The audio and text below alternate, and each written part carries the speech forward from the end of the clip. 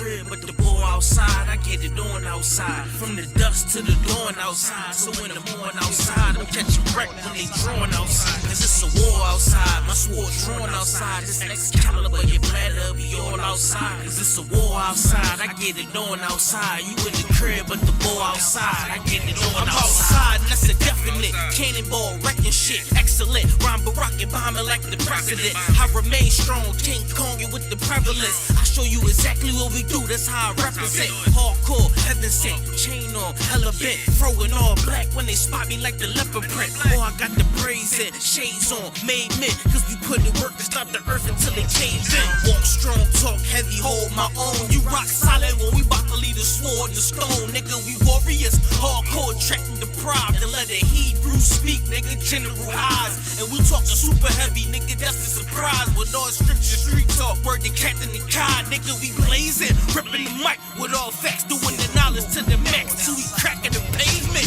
UPK, y'all the one West Harlem, nigga. We spring forward and they falling like it's autumn, nigga. Talking to all them niggas born in the mud. If you ain't feeling this, your cord unplugged, and that's real. Oh, I get it, cat tie, or they not of our kind. I get the order, then it's handle kind, not the one kind. Without a doubt in my mind, I'm finna stop and recline. Anybody that come against us, they should probably resign. Cause it's a war going on outside, no man is safe from.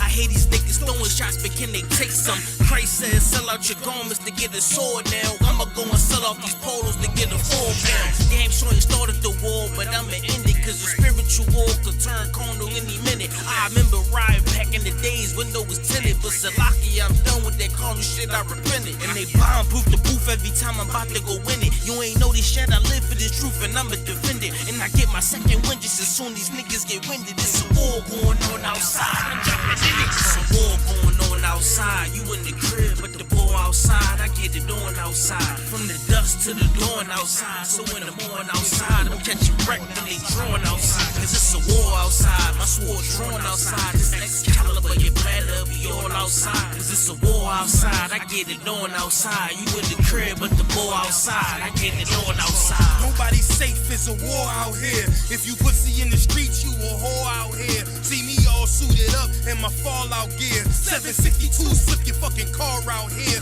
No burner, I still a break your jaw out here. No fear, if you scared, get a motherfucking pit. Or sit up in the church, you a motherfucking bitch. I give you in the verse what I give you in a clip. It's 32 rounds of fire, it never quit. A lot of fuckery going down, so what's the purpose? Sick of hanging around these clowns, get out the circus. If you cross that line, then you get lit up. The worst is all black hearses, tinted with black curtains. Docs on site with medics and mad nurses. Leave us out your verses.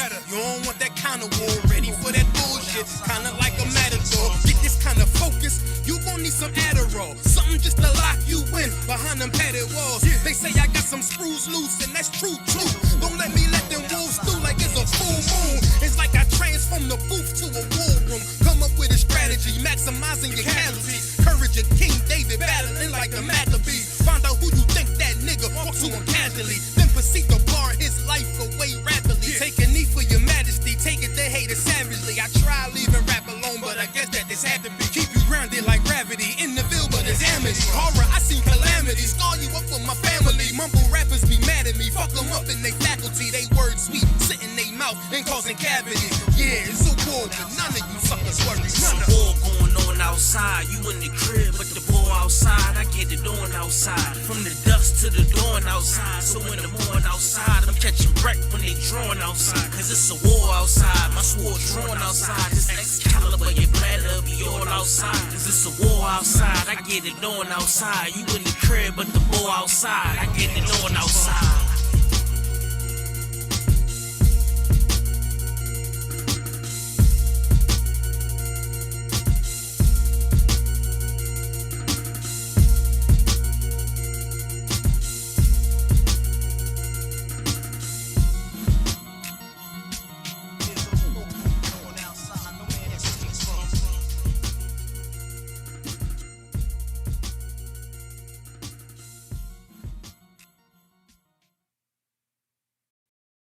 This for my people. This for my people. Yeah, this for my people. This for my people. This for my people. Yeah, this for my people. Put the white man, put the white man, put the white man, put the white man, put the Spanish, did a whole lot of damage. Shit was outlandish, bags got branded. Split up all the families, then shipped across the Atlantic. So many died from the famine. Threw the dead bodies overboard, sharks ate them like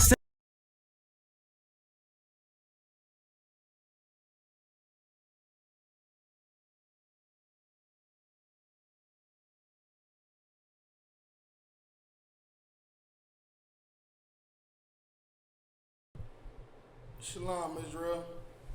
We're at the Isupk. Started at 1 West 125th Street, Harlem, New York City, under Commanding General Yohanan, established in 1969. We teach the truth according to the Bible. That the so-called blacks, so-called blacks, Hispanics, and Native Indians are the true children of Israel. We are not affiliated with any other Israelite group or any other Israelites for that matter. All right? Today we don't have no specific topic. If anybody in the room has any questions, just go ahead and ask your questions. Any questions in the room? Any questions online? Just go ahead and ask your questions. Let me see.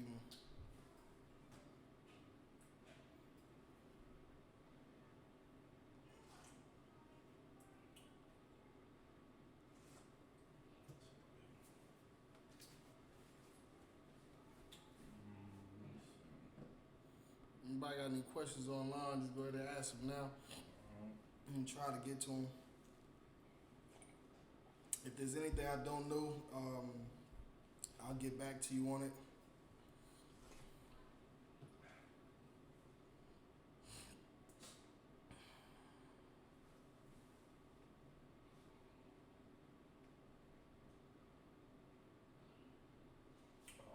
I do got a question. Go ahead.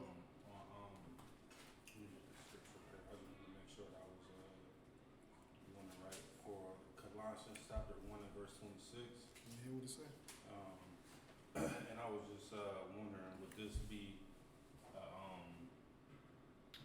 good precept for as far as India not our oppressor? All right, let me hear it. This is this is the book of Colossians, chapter 1, verse 26. Even the mystery which have been hid from ages and from generations, but now is made manifest to his saints. Okay. And what's your question? I was just wondering, would this be a good precept for, as far as India not our oppressor, and pretty much is this dealing with it as far as America. Okay, so say it one more time. So like it's as far as pertaining to when it's talking about the mystery. Mm-hmm. Like when it says the mystery, what is it talking about? Like that's why I was asking. Like when it says even the mystery which have been hid from ages and from generations, but now is made manifest to the saints. Of course, pertaining to the saints, we know that that's the priests and prophets in the UPK. But when it's talking about the mystery, is it talking about as far as how America is now, as far as us understanding the mysteries? So what is the mysteries is what I'm asking. Like as far as like police brutality and how our oppressor is a devil that the Bible speaks of. Of course we know it in the truth, but as far as like a regular jank, which like a regular Jake, he don't know. As far as our oppressor being the devil that the Bible speaks of. We're not supposed to eat pork, shrimp, crab, and lobster. We're not supposed to celebrate their wicked holidays. And I was just trying to see is this a good precept for that? So the answer to your question is no. It's not a good precept for that. What you said the precept for envy not thou oppressor. All right, so envy not thou oppressor is when we take on our oppressor's culture. We take on their identity and their philosophies and things like that. Those would be examples of envying your oppressor. This has nothing to do with envying your oppressor. This is talking about. So let's see. Let's get the scripture. Let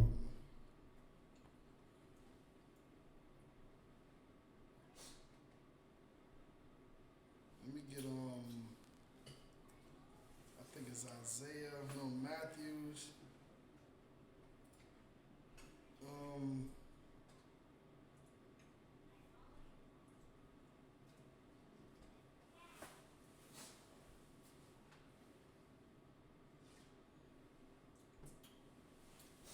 let's get give me Luke 8 and 10.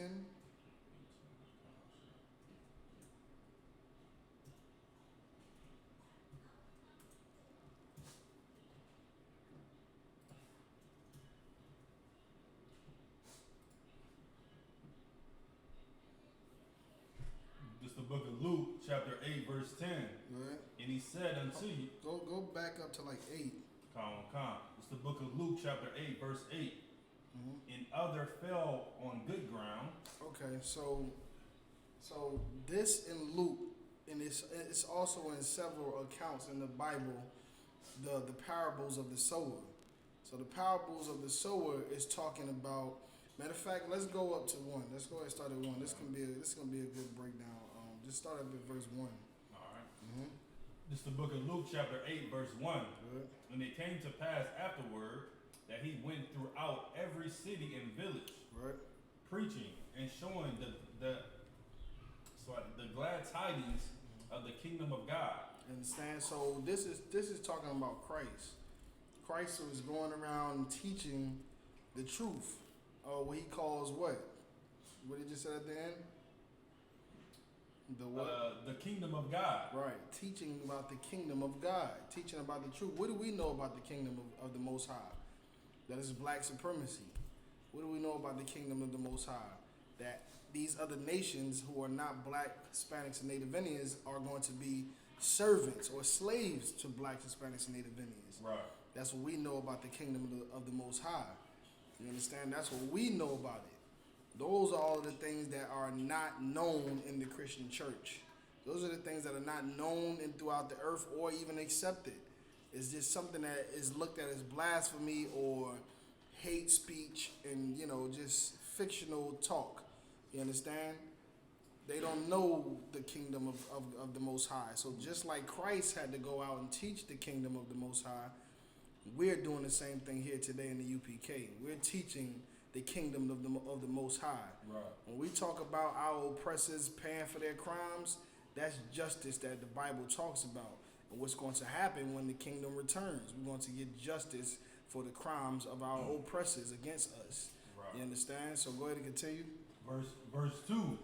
And certain women which have been healed of evil spirits and infirmities, Mary called Magdalene, out of whom went 7 devils. Go ahead. Verse 3. And So this is just talking about miracles, you understand, that's being performed. So just like anything today, like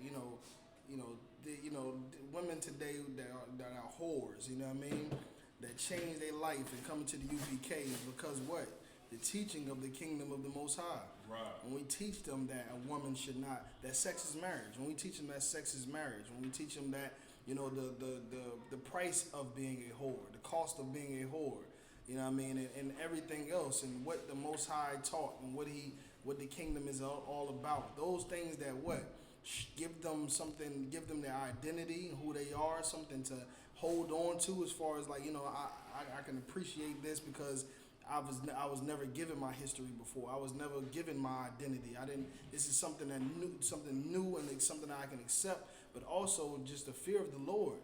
You understand what we talking about? The knowledge of good and evil. Right. You know what I mean? The cost of breaking the laws and commandments. You know, what's going to happen for you being a whore? Like you start to fear the Lord. So you cast out demons from people, from brothers and sisters by teaching them the kingdom of the Most High. Teaching them who they are, their inheritance, and what they're going to receive for being an Israelite. But also what they will receive for being a sinner as well. And these things, like I said, are what we use to counsel families. What we use to counsel, marriages. What we use to counsel individuals that are going through things, drug rehab, prison program. All of those things that brothers and sisters are battling. We use the scriptures and these instructions, the law, statutes, and commandments. Not right now. Go in the room. You understand? We use the law, statutes, and commandments. We use the stories that were told by our ancestors and what they did. So we know what not to do, right? Right. Like we know that, even today, you know what I mean? Like when we make a covenant with the oppressor, they end up turning around and they stab us in the back. We become weaker and they become stronger. Same thing what happened to the Native Indians. They made a covenant with the oppressors. You understand? And look what happened to the Native Indians. So now through history and through the tutelage and all of the things that they're not teaching in the church that are in the Bible, all the things that they're not teaching in the world that are in the Bible, we use to be able to be righteous, to be safe, to be healed. But go ahead and give it to me. So cast out demons, nonetheless. Go ahead. Verse 3. And Joanna, the wife of Chuza, Herod's steward, and Susanna, and many others which ministered unto him of their substance. Go ahead. Verse 4. And when much people were gathered together and were come to him out of every city, he spake by a parable. You speak by what? A parable. By a parable. So now a parable, of course, we know is like a metaphor. Right. When you're saying something without exactly saying it, you're using like an analogy or something of that sort. You know what I mean? A metaphor, a simile.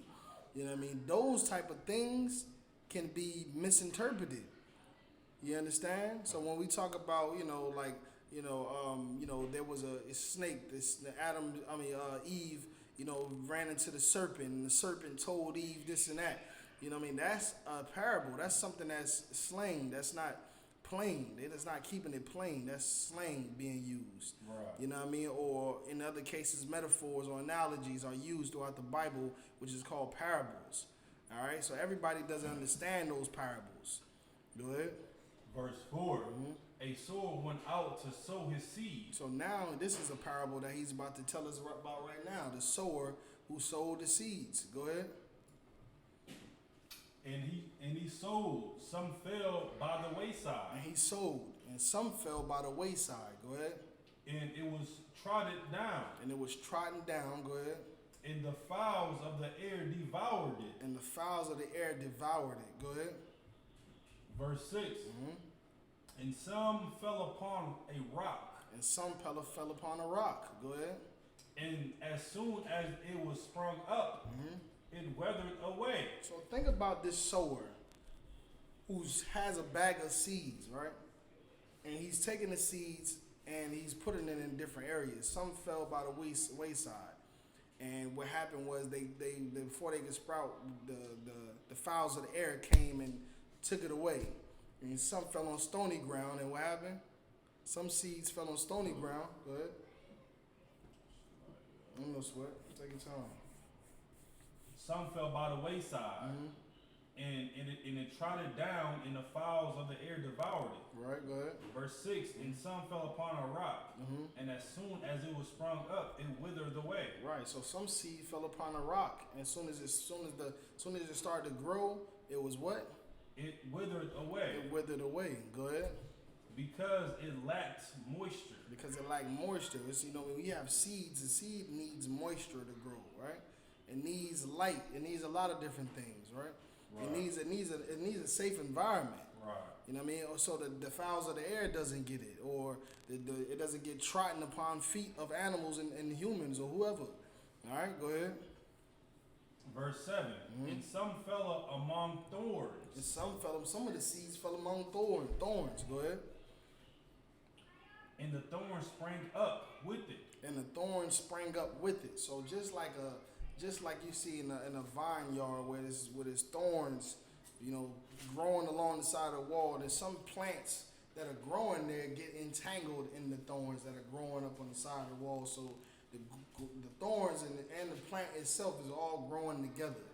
You understand? And of course, thorns are something that if you touch, it can harm you. You know what I mean? It can wrap around you, and then I don't know if anybody in the country ever went through the woods and went across a thorn vine where it get caught around your leg and it scrape your leg up or your arm or anything. You know what I mean? It'll cut you. Go ahead. Sprang up with it and choked it. So now these thorns choked the plant out. You understand? It fell amongst thorns. It grew up with the thorns, and eventually the thorns cut them off. Go ahead. Verse 8. And other fell on good ground. And others fell on good ground. So other of the seeds fell on good ground where there was moisture, where there was light, where there wasn't any foot traffic to be trodden upon, where there's no thorns to choke it out. Go ahead. And sprang up. And they sprang up. Go ahead. And bear fruits. And bear what? And bear fruits. And they bared fruits. They were able to grow and bear fruits. You know, it's for you to be able to benefit from things you can eat, fruits, good fruits. Go ahead. In hundredfold. And hundredfold, meaning many fruits grew. It was very fruitful. Go ahead. And when he had said these things, he cried. And when he said these things, he cried. Go ahead. He that have ears, let him hear. And this is where it all gets down to. This is what it all gets down to. Out of everything we read just now, what do we take from that? What is Christ talking about with this sower and sowing these seeds, and they falling in different spots and the different climates, and how the different climates affect how much this plant is able to grow, how much this seed is able to sprout? What are we learning from this? We hear it, but do we understand it? Is the question. We hear it, but do we understand it? And that's why he's saying, he that have an ear, let him hear. Read it one more time. He that hath ears to hear, let him hear. What does that mean in the UPK? What do we know that means in the Bible when it says, he that have an ear, let him hear? Mardaki? He that have an understanding. Right. He that have understanding.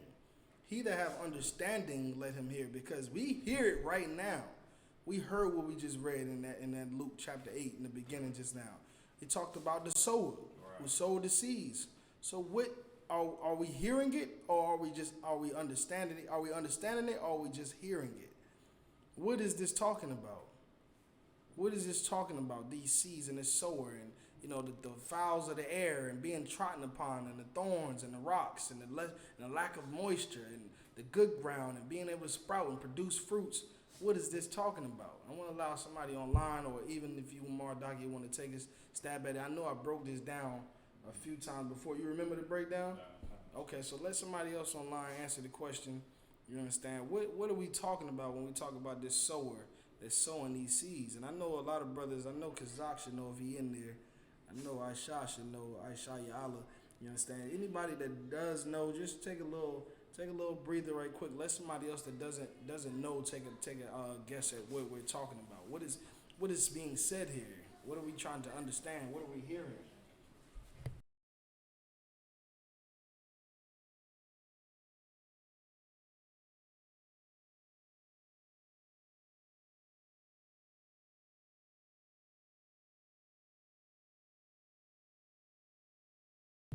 All right.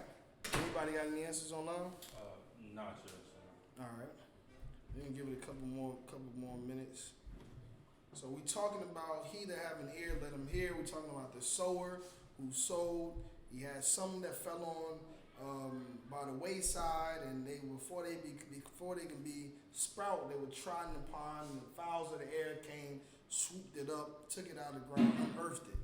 And we talked about the seeds that fell on the soil, those that fell on the rock, that didn't have enough moisture to grow. Right. And we talked about those that fell on those seeds that fell on that sower that fell on in the thorns, where the thorns grew up with it and choked it out.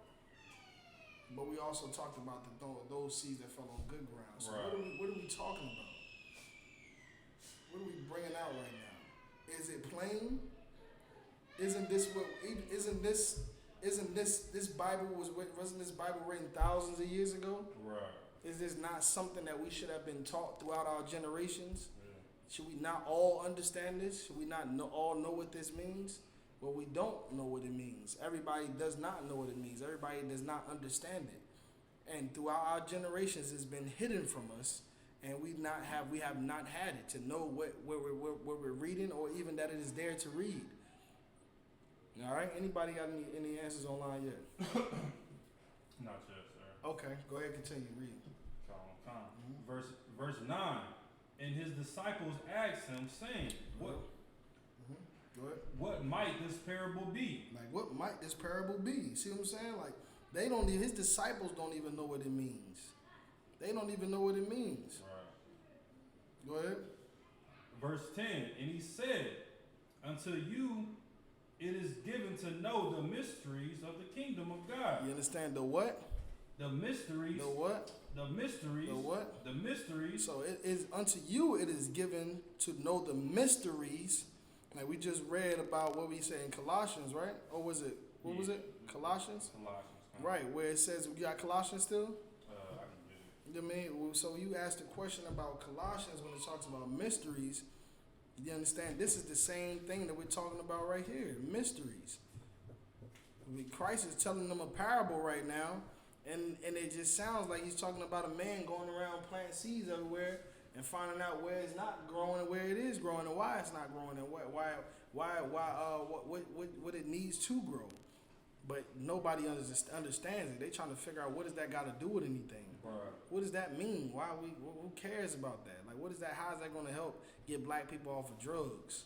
How is that going to help us receive our inheritance? How is that going to help us to gain a kingdom, to build our economy, to survive? How is that going to help us? What is that information going to do for us? Go ahead. Read Colossians again. Colossians chapter 1, verse 26. Even the mystery which have been hid from ages and from generations. That's the thing. Like, it's been hid. This is all this with this right here. This story of the sower, it should be known throughout all our generations. The story of the sower. It should be a known story, just like we know about Noah and building the ark and 2 of every animal. You know what I mean? Things like that we know. Things like Adam and Eve, in the tree, and little stories that we hear. Like, these are things that we need to know here. The story of the sower. We need to know the story of the Maccabees during High Hanukkah, the dedication. We need to know the story of Passover. We need to know those things. We need to know that Christ didn't die for everybody. Right. That is what the mysteries of the kingdom of the Most High. That's the mysteries of the kingdom of the Most High. The truth. The truth is the mysteries. You understand? The truth is the mysteries. Like, now, the truth is not only telling you what you should know as far as what to do, but also telling you what not to do. And this is a good example of what not to do, of what you will see every day in the UPK, in the truth. You understand? So we're gonna go back and talk about this parable. You got something you want to say? Yeah. Erston Littleton. He had a comment. He said, I believe it was pertaining to Luke 8. He said the Israelites spread out the world through slavery and not knowing the truth. Okay, he kind of close. It's definitely talking about the Israelites who are slaves who don't know the truth, but it's specific. It gets specific. But read Colossians one more time. Colossians chapter 1, verse 26. Even the mysteries which have been hid from ages and from generations, but now is made manifest to his saints. You understand? But now it's made manifest to his saints. Like, for hundreds of years, we did not know the story of the sower. Right. For hundreds of years, through all slavery and everything that we know today. But what's going to happen today is going to be revealed to the saints right here in this class today. Today is going to be revealed to the saints today, who are the blacks, Hispanics, and Native Indians, what the story of the sower is, what that parable is, what that mystery means. What is the mystery behind this?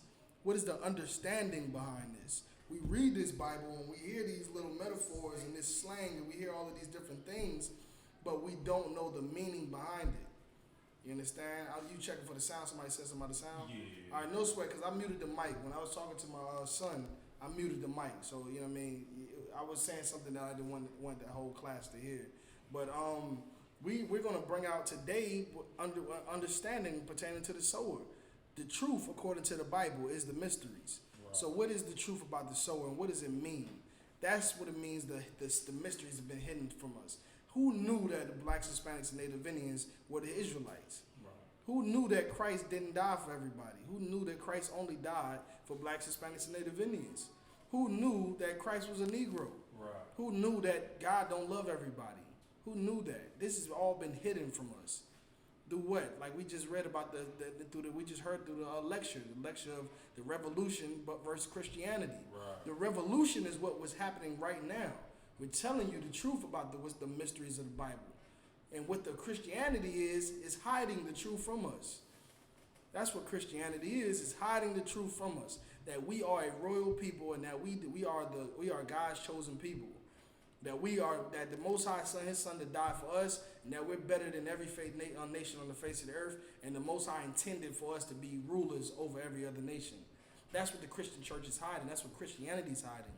Because Christianity is what? White supremacy. Right. And white supremacy cannot live with the truth. Without the with the truth alive and being pushed, the mysteries and the understanding of this Bible, white supremacy will come to an end.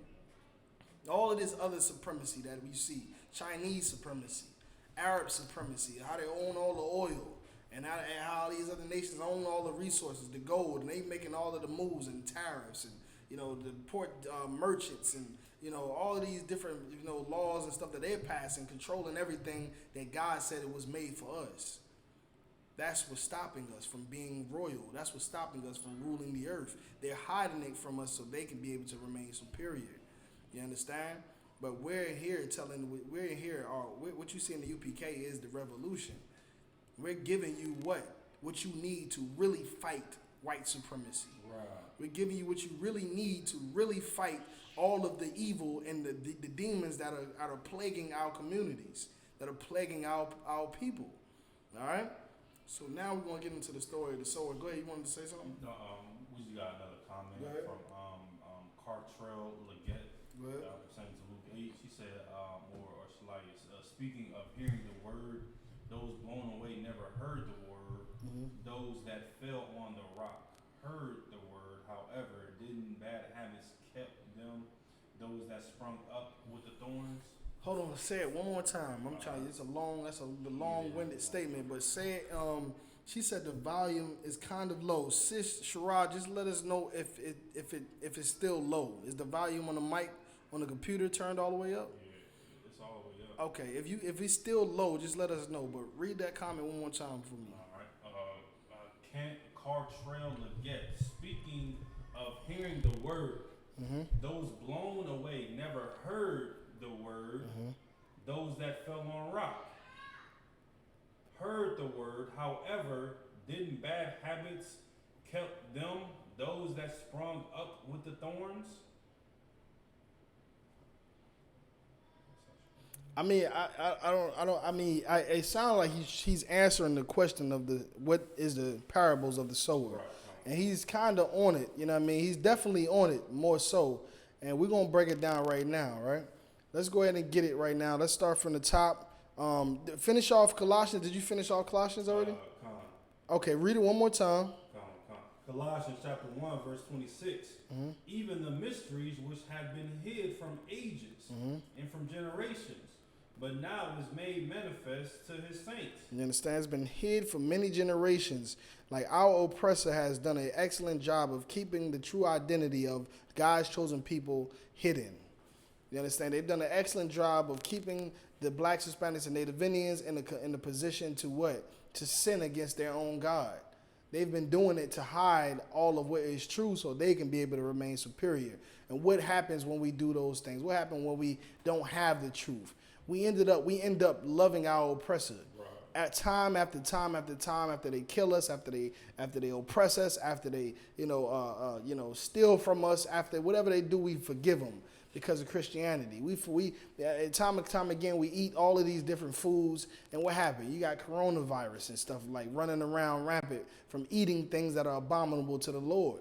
We getting tattoos, we getting dreadlocks, we getting we drinking blood and stuff. Doing all of this witchcraft that sisters is getting into. Tarot cards and reading and all of the drugs, the pharmaceuticals, pill popping, Molly's, Percocets, and we're destroyed because of it. We're destroyed because the truth is hidden from us. The mysteries are hidden from us. All right? So let's go back to the Luke chapter, start at verse 5, I think, 8 and 5. The book of Luke chapter 8, verse 5. A sower went out to sow his seed. Okay. Hold on, give me 1 second.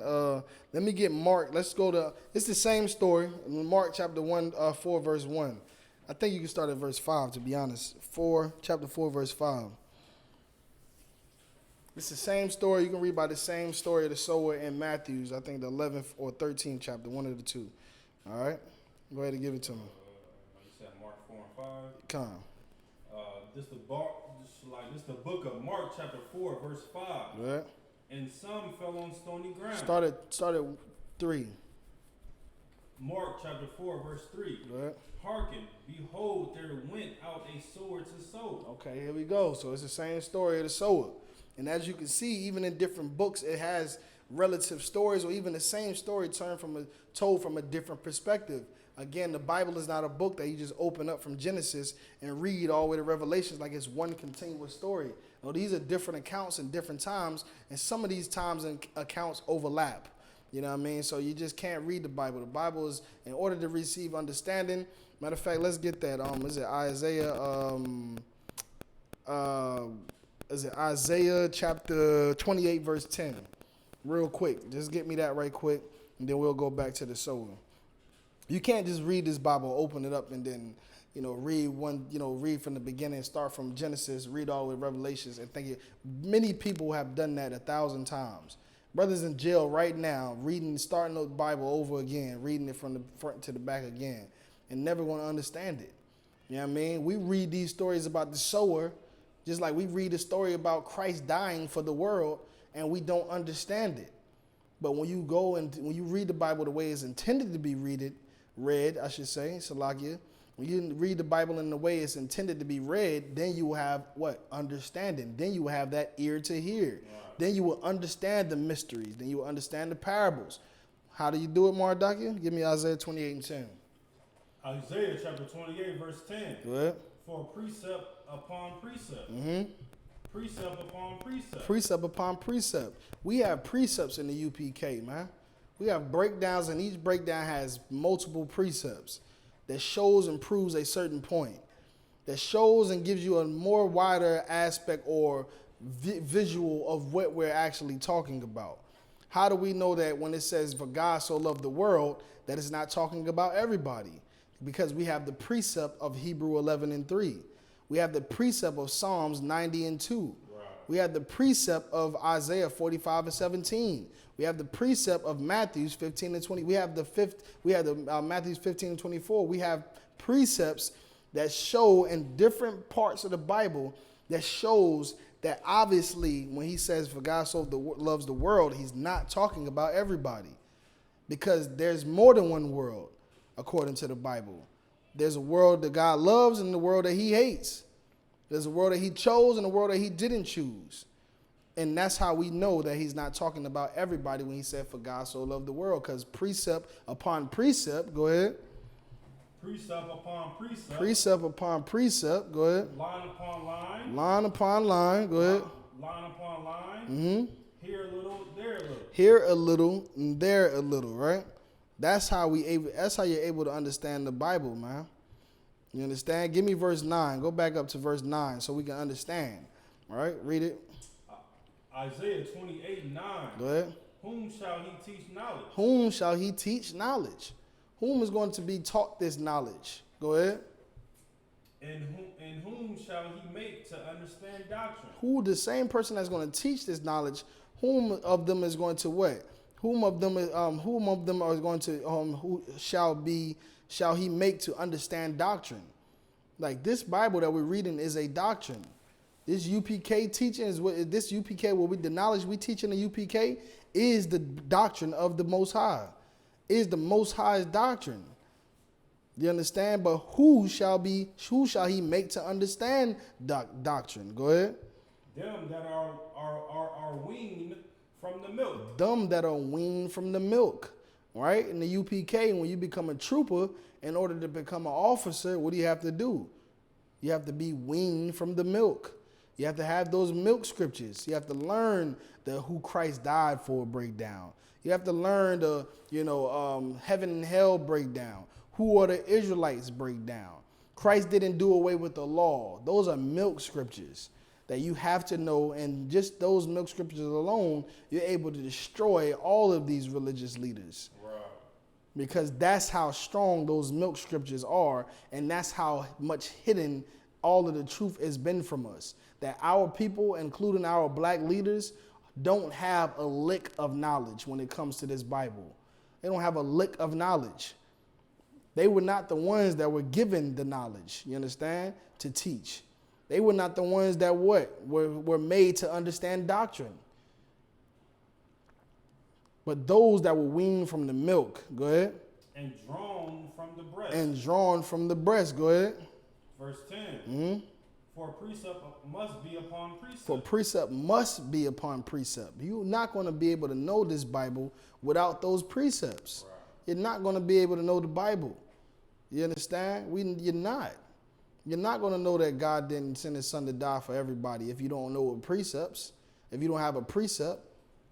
Brothers, you see, for God so loved the world, and then go to, pray, I love not the world, and just say the Bible contradicts itself. How? That's just a precept that shows you that the world that we talking about in John 3:16 is not the same world that that the Most High is now saying love not. That's all that that's saying. And when you know the truth, when you read simple things like Hebrews 11:3, then you know that there's more than one world. So now you can see that there's not a contradiction. All right, so let's get back to the sower right quick. We just want to break that down right quick. You understand? Let's get back to Mark chapter 4, verse, I think, 3. We do have another question. Go ahead, we got another question. Let's get it. Chupa Awo wants to know in Exodus 12:43 through 49, is the foreigners and the stranger are Israelites? Exodus what? Exodus 12, verses 43 through 49. 43 through 49. All right, I'm going to hold that. Go ahead and give me what I want about that sower. This is the book of Luke, chapter 4, verse 3. Hearken, behold, there went out a sower to sow. Verse 4. And it came to pass, as he sowed, some fell by the wayside. And the fowls of So some fell by the wayside. So like the brother was, I guess, attempting to try to answer, this is talking about brothers and sisters that are lost in the world. There are brothers and sisters that are lost in the world that fall by the wayside. Go ahead. and the fowls of the air came and devoured it up. And the fowls of the air came and devoured it up. Or like in the other, it said they were trotting and the fowls of the air plucked them up. Right. This is a good example of this is like when we're at camp, for example. We at camp, when we blazing at camp, we saying the white, oppressor is the devil that the Bible speaks of. God don't love everybody. Goddamn Martin Luther King, he was a sellout and a traitor. We'll show you in Jeremiah 23 and 25, and we bringing it out. And then that one brother walk up and it catches his ear. But what happens is, because he's fell by the wayside, he's the one where he gets that phone call. Or his friend, you know how they always got a friend or somebody that's with them that be like, man, come on, man. Like, let's get out of here. And what do? They get out of there. Go ahead. If I could, I mean, it's so inevitable, with the scriptures, because, like, you see a lot of brothers, they be with their little lady or whatnot, and, like, you will see it to the point where the woman, and that's how you know that the woman will be in control. The brother, like, he be trying to hear us out, try, okay, I understand where y'all coming from, but it's always a woman that actually drags him down, or, drags him out the way, or try to get him out the way from hearing the knowledge. Right. Right, that's correct. And that's that foul or that devil that comes in. You understand? Right here it says devil, right? Okay, that's cool. That's even better. The fowls of the air swoop down and what? Pluck it up or carry it away.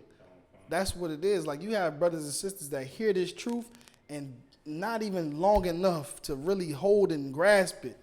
There's something is taking their attention away from it. Something is taking their attention away from it. It could be a phone call. It could be the sound of a siren that just goes off down the street, that they look down the street and now their concentration been broke and they're going to keep on moving down the street. You know what I mean? Or keep on going about their life. And the opportunity what they was going to have to be able to hear the truth and come into the truth has been taken away just as quickly as it was received. You understand? That's the sower that fell on the wayside. That's the seed that fell on the wayside. That when as soon as they started to sprout, they were trodden upon, and the fowls of the air swooped down and plucked it up. Go ahead. Fowls of the air came and devoured it up. Verse 5. Good. And some fell on stony ground. And some fell on stony ground, right? And you would think, like, it's falling on stony ground, like this would be, it's definitely not going to grow here. But lo and behold, You know what I mean? This one actually grew a little bit more than those on the wayside. Go ahead. Where it had not much earth, And it had not much earth. Go ahead. and immediately it sprang up. And immediately it sprang up. So we got something. You understand? We got something. It was just not enough earth though. Go ahead. Because it had no depth of earth. Because it have no depth of earth. Go ahead. Verse 6. Hold it right there. Because it have no depth of earth. So what is this talking about? This talking about brothers and sisters that come into the classes, right? They hear the truth. They come into the school. They sit in here for about a month or so. And then what happened? They end up being out of the truth. Why? Because something came up, or, you know, it just wasn't, you know, they wasn't feeling something, or something they didn't understand. You know, lack of total understanding, lack of the Holy Spirit. You understand? Like I tell brothers all the time, like you gain the Holy Spirit more and more that you come to class. The more and more you come to class, the more and more you gain courage. The more and more you gain understanding, which is what? Like having deep roots. Your roots become deeper. And because this plant is on stony ground, it only can go but so deep. Don't reach your roots. You need roots, deep roots, to grow strong, right? To grow strong and to stand tall. That's why trees, roots go so deep and they go so high into the sky, because those roots in the ground are so deep and strong that it holds up the weight of that tree standing above the earth. You understand? Those roots represents the teachings. It represents the spirit. The brothers and sisters that don't stay in here long enough, that ain't asking those questions, that's not getting those counsels, they're not getting the true effect of what this truth is able to give them. They're not getting the true effect of what this knowledge and these mysteries are able to unlock in them. You understand? To where they can be able to get rooted and get locked in and stay in here, man. And stay in this class and stay in this school and stay in this body, man. And remain righteous. But instead, these are the ones that something comes up, and because they just don't want to get in class and stay in class, they don't want to ask questions or get counsel, anything could just take them away. You know, they just got all these excuses. Something comes up that's more important than the truth. I got to go to work. You know what I mean? Now they working every day and not making any time to go to class online, not making any time to go to class in person, not calling or getting any questions you hear from them like once a month when they're doing bad. You understand? This is those that fell on stony ground. Go ahead. Mm-hmm. Verse 6.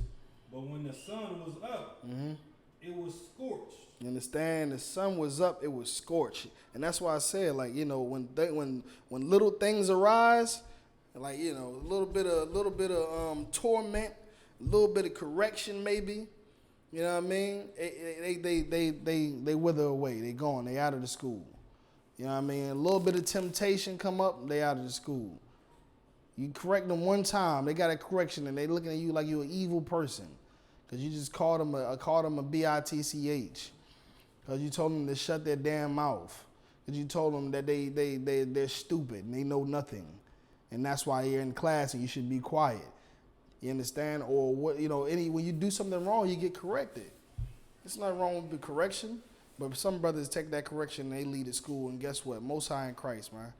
Most high in Christ. Why? Right. Because we don't want any cowards in here. Right. If you can't take correction, then you can't grow. You can't build. You're a coward. You fear correction, you're a coward, man. Right. Go ahead and get on out of here. We love to try our brothers and sisters with correction. Right. Yeah, I know that firsthand from the men above me. Right. You know what I mean? We'll correct him first. Let's weed out whether or not he's a bitch or not. Right. Let's get that out the way right now. Let's weed out whether she's weak or not. Right. Let's get that out the way. You understand? This is a different type of body right here. Right. This is the true body of Christ. This ain't no Christian church where we all just tell you kind words and you come in and we make you feel comfortable, even though you get high, even though you're homosexual. We just make you feel comfortable right at home. Come as you are, stay as you are. No, that's not what this is. That's not this place right here. You know what I mean? And here you're gonna get the truth. We're gonna hear it, and there's things you're gonna hear that you're not gonna like. And when you don't like it, that's really that demon inside of you that you've been raised with all your life that is in disagreement with the truth that's being brought out. Right. You understand? So you should definitely fight that demon. You understand? Because everything that we're telling you right here now is profitable for your life, profitable for your health, profitable for the growth of your family, your relationship, your marriage, so on and so forth. All right, go ahead.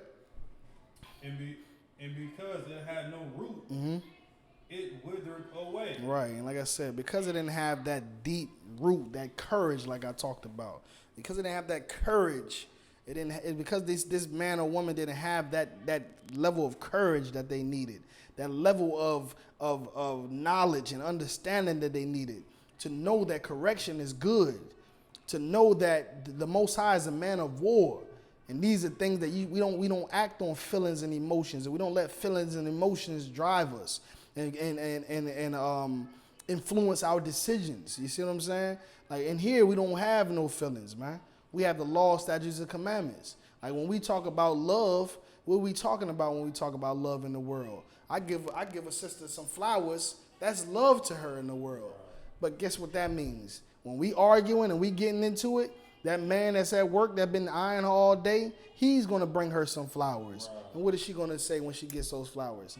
Oh, Michael bought me flowers. He definitely loves me. He loves me. Right. Michael loves me. And that's when you're gonna feel every time. But here, you know what I'm saying, feelings and that type of love and emotions don't exist. Here we have orders, we have correction, we have laws, statutes, commandments. Why does the scriptures say, for this is the love of God, that we follow his laws and commandments? Because if I follow the Lord's laws, statutes, and commandments, I cannot do evil to my brother or sister. I cannot do evil to my wife. A wife cannot do evil to her husband. Couldn't teach her to do evil towards him. You know what I mean? And we wouldn't sleep, you know what I mean, with a woman's sister. Or a woman wouldn't sleep with another man, you understand? Or a brother wouldn't sleep with another man's wife. You know, brothers and sisters wouldn't steal from one another. They wouldn't hate one another. These are the laws of the Lord. This is what they promote. So when you have those laws, statutes, commandments, guess what? You're performing actions to a brother and sister that makes you absolutely perfect and never an enemy to that person. That's real love. That's real love, all right?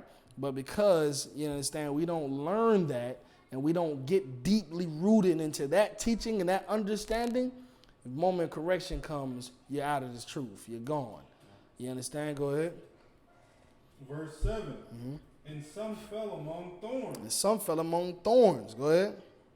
And the thorns grew up and choked it. You understand? And what does that mean? Those that fell among thorns. What do you think that means, Mardakian? And some fell among thorns, meaning as far as just some went directly into, if I could say, in the lack of other words, they just followed American customs straight off the bat. Did they just start following American customs, or did they come into the truth, trying to shed themselves of the American customs? No, they straight off the bat. As far as well, let me see. So, and some fell among thorns, and the thorns grew up. So, just meaning that they did have a little knowledge of the truth, but when they let me see how I can put this. Some fell among thorns. Meaning that they had the truth at one point. Something happened, and when they talk about the thorns, it immediately killed their spirit, okay. and it just continued on to kill their spirit to the point where they just spiritually dead. Okay, you're kind of on it. You know what I mean? It's definitely manifold, so it can mean multiple different things. But look at it like this: they fell among the thorns, and the thorns grew up with them. Mm-hmm. That word grew up with them. You understand? Because what thorns is representing is what? Habits. Right. And what are habits? Something that you've grew up with, right? Things that you had over time. Mm-hmm. So these brothers that come into the truth, that was battling weed addictions, they come into the truth and they in here and they love the truth, and they kick the weed for a month or so, then they be back smoking weed, and they kick it again, then they be back with it, and it's growing. It's grew up with them, and they're trying to break it, but they're still doing it. Right. You understand? Like things come up in their lives. You know what I mean? That reintroduced them to evils that they've took part in their life in the world. You understand? Or it can be the torment. You know what I mean? Just torment or temptation. Like the Lord will, what the scriptures say. And when you come to serve the Lord, prepare thy soul for temptation. Right. You come into the truth, and that temptation is going to turn up. Right. You was fighting lust. Guess what? You're going to have women throwing themselves at you left and right at the club, at the bar, in the streets, at Walmart. They're going to be like, oh, look at him. Look at his beard. Look at his boots and his braids and blah, blah. He's such a masculine man. And if you ain't strong enough, or if you're not strong enough to what? Fight those demons that you have, that you always had, that you've had to fight more so than the next man did, something that's something that's more specific to you and your vices or your bad habits, guess what? That's going to take you under. Because you're going to have sex with that woman, and that woman going to have AIDS. You're going to have sex with that woman, and you're going to get her pregnant, and she's going to put you on child support. She's going to get rid of you. You're going to come home one day, and your kid's going to be downstairs on the couch, and she's going to be upstairs with rod in her mouth. Right. And you're going to walk in to see that. You understand? You're going to have a whore who is, the Bible says that it is a deep ditch. You understand? And you're going to be deep in vexation, deep in torment, and everything else, where brothers go and sometimes don't return because it lands them in jail or in the grave. Right. You understand? And that's what it is. Like these brothers that fight these addictions, sisters that fight, certain things like that that they grew up with. That was like, for me, like it took me a while. I came into the truth. I'm still in here today. But it took me a while to let go of my dreads. It took me a while to be able to practice restraint when it come to these sisters. You know what I mean? Because that was something I was heavy on in the world, with these sisters. You know what I mean? I had to fight it. I had to, had little trials and errors, where I wasn't able to fight the temptations and, things of that nature. But over time, I was able to what? Get more deeply rooted to be able to have the strength and have the knowledge to be able to overcome it forever. You understand? And that's what it is. And brothers sometimes don't get there. And what's going to happen is the Lord is going to get tired of it after a while. And he's going to say, you know what? Just cut them off. Right. And it's that last puff of that cigarette that you just didn't want to let down is going to be the one that's going to stop your heart. Right. You understand? And that's what it's talking about. You're going to grow up, and there's going to be things in here pertaining to finances that's going to cause you to, might want to go back into the world and be a sinner and get high and, have a threesome or, whatever. You just can't, the wages of sin is death, man. And if you don't kick those habits, you're going to die. Right. You understand? So, we got to learn, like I said, and I tell brothers all the time, learning more of this truth and gaining more of this spirit. That's why I tell brothers, go to class. Get in class. Stay in class. If you're not able to go to class because you got slavery or something, try to get in there after slavery. Get in there the next morning. Watch it, check in, let us know you watched the class, because you're going to learn something in that class that's going to possibly help you one day in an obstacle that you're going to have. Right. You're going to learn about counsel in these classes and the importance of counsel, and you're going to take counsel more seriously, and that counsel could be the next counsel that's going to save you from a life or death situation. Save you from your family being torn apart or not, from your family sticking together or not, save you from being, unhealthy or not. You understand what I'm saying? You're going to learn in that class something that's going to save your life, or something that you didn't know that you're going to be able to stop doing. You brothers, as the General Hyman said, he came into the class when he was a young man, and he was getting high and everything, and he was like, man, these brothers is revolutionary. These brothers is, fire. Coming to class every day, then that one day he heard them say, and if you're getting high, you're a drug addict, and blah, blah, blah. He didn't know they was against weed smoking. And that day he was like, yeah, this ain't for me.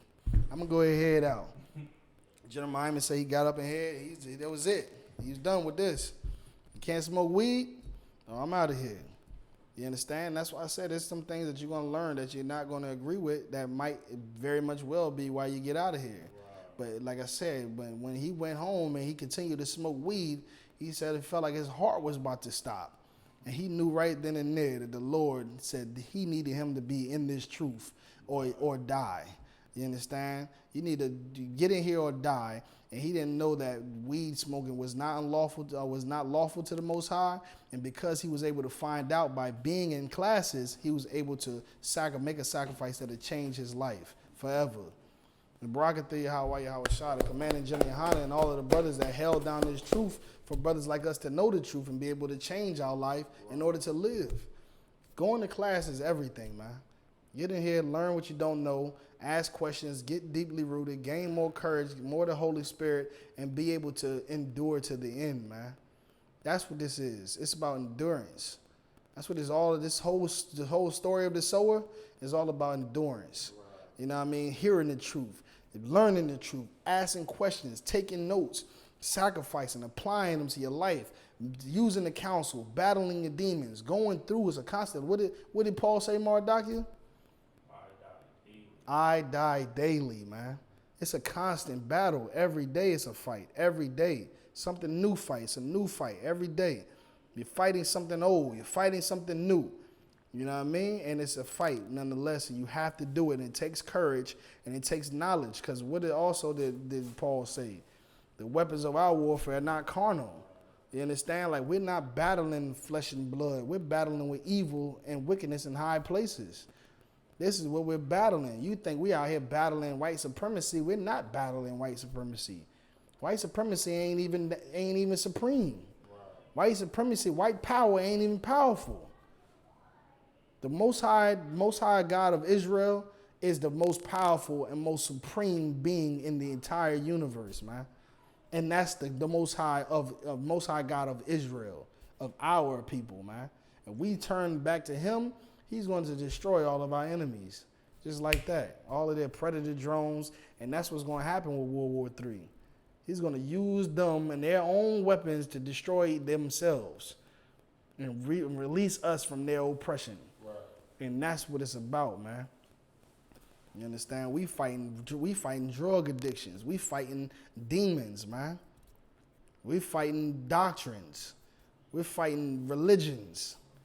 We're fighting habits and all of the things that we don't know that are the reason why we suffer these curses, because we're sinning. That's what the battle is all about. You understand? That's why it says the scriptures in the Maccabees says before we suffer for our sins. You understand? So we got to learn that, and we'll be able to endure more and be able to overcome more obstacles and be able to have that fight. To understand the true fight that we should be fighting and be able to move forward flawlessly, man. Why do you think the UPK is undefeated? Because these brothers in here are under the armor have the armor of the Lord on, man. Nobody can defeat us in the UPK. And if you know somebody, tell them to give us a call. Right. Please tell them to give us a call, please. You understand? We're gonna let you know right now. They're not going to accept it. They're not going to want to do it. Why? Because they fear having a battle with these UPK scholars. They're not going to want to do it. Try it out. Go tell your pastor that these brothers over here said they the biblical scholars and no man on the earth or woman knows the Bible better than they do and can't prove them wrong in what they're saying. And they're going to say, well, nah, everybody got their own interpretation and, this and that. Yeah, but that's a lie according to the Bible. You understand? That's a lie. But, tell them to come down and tell them to set up a debate, man. We got the UPK. UK, you got UPK, Texas, UPK, we all over. Wherever you at, just let them know. Give us a call. We'll set it up, and we can do it. I'm looking for a battle. I need a battle. You understand? We all do it here. We ready to get out, bring it back wet. Wow. You know what I mean? Bring that sword back wet. Go and get these scriptures and cut them up. You understand? But, they don't want to do it. We'll battle the chemists. We'll battle Egyptologists, anybody. You understand? Like what we're talking about in here is actually saving black people's lives. And that's why we have to battle the doctrines of this world. That's why we have to battle the religions of this world, because in turn, that's going to free our people. Right. We can't all be teaching different things and it'd be okay. You understand? Did Mattathias allow the man that was his brother to go before the king and follow the king's commandments? And embarrass the Lord's people and embarrass Mattathias and the Lord? No, Mattathias didn't allow that. You understand? He was an enemy to his own brother because he was going against the Lord, because he was being a sellout. There cannot be two doctrines. It cannot be we all right. We all God's children. We all know a little something of this and we all know the truth. No, there's only one truth, and that's the UPK under Commander General Yohana, man. That's it. And we're going to battle that, and because we know that what you're teaching is killing our people. Wow. It's causing them to be dead. It's causing them to be the reason why they can't sit in class, because they trying to figure out where their next hit going to come from, because they don't want to give up their vile affections for homosexuality. They don't want to get in here. And all of those things are the reason why they have AIDS, why they're in prison, why they own child support, why they, being shot down by white police officers is all the reason why. So we have to destroy these religions. We have to. You understand? So like I said, man, we got to battle these demons. We have to stay in class and be in here, get rooted deeply.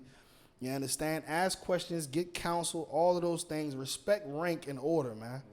These men in the UPK are giving you orders and corrections based on wisdom according to the Bible, man. Right. And you don't need to go against that. Don't go against the council. Do not usurp authority over your masters according to the flesh, because I know how that turns out personally. All right? Go ahead.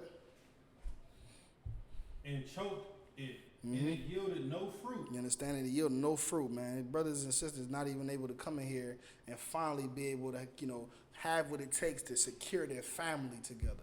Finally has what it takes to heal their lungs and their heart. Finally have what it takes to avoid, all of the violence and, the crime that's going out in their own neighborhoods. Finally being able to get off drugs. They're not going to have that. They ain't going to be able to yield any fruit. They're not going to be able to benefit from this truth at all. Go ahead. Verse 8. Mm-hmm. And others fell on good ground. But others fell on good ground. Go lay down. Others fell on good ground. Go ahead. And did yield fruit that sprang up. And did yield fruit that sprang up. So not only did these brothers actually come into the truth, but they stayed in the truth, and they did what? They caused other brothers to come into the truth, other sisters to come into the truth. They were able to secure their own family, start newer families, right? Brothers in here get a wife earn a wife from Commander General Yohana, and then earn another wife from Commander General Yohana. Have a good family. Now they got 2 good families and 3 good families. And guess what? All of those families are under righteous leadership. Wow. And that's good fruits.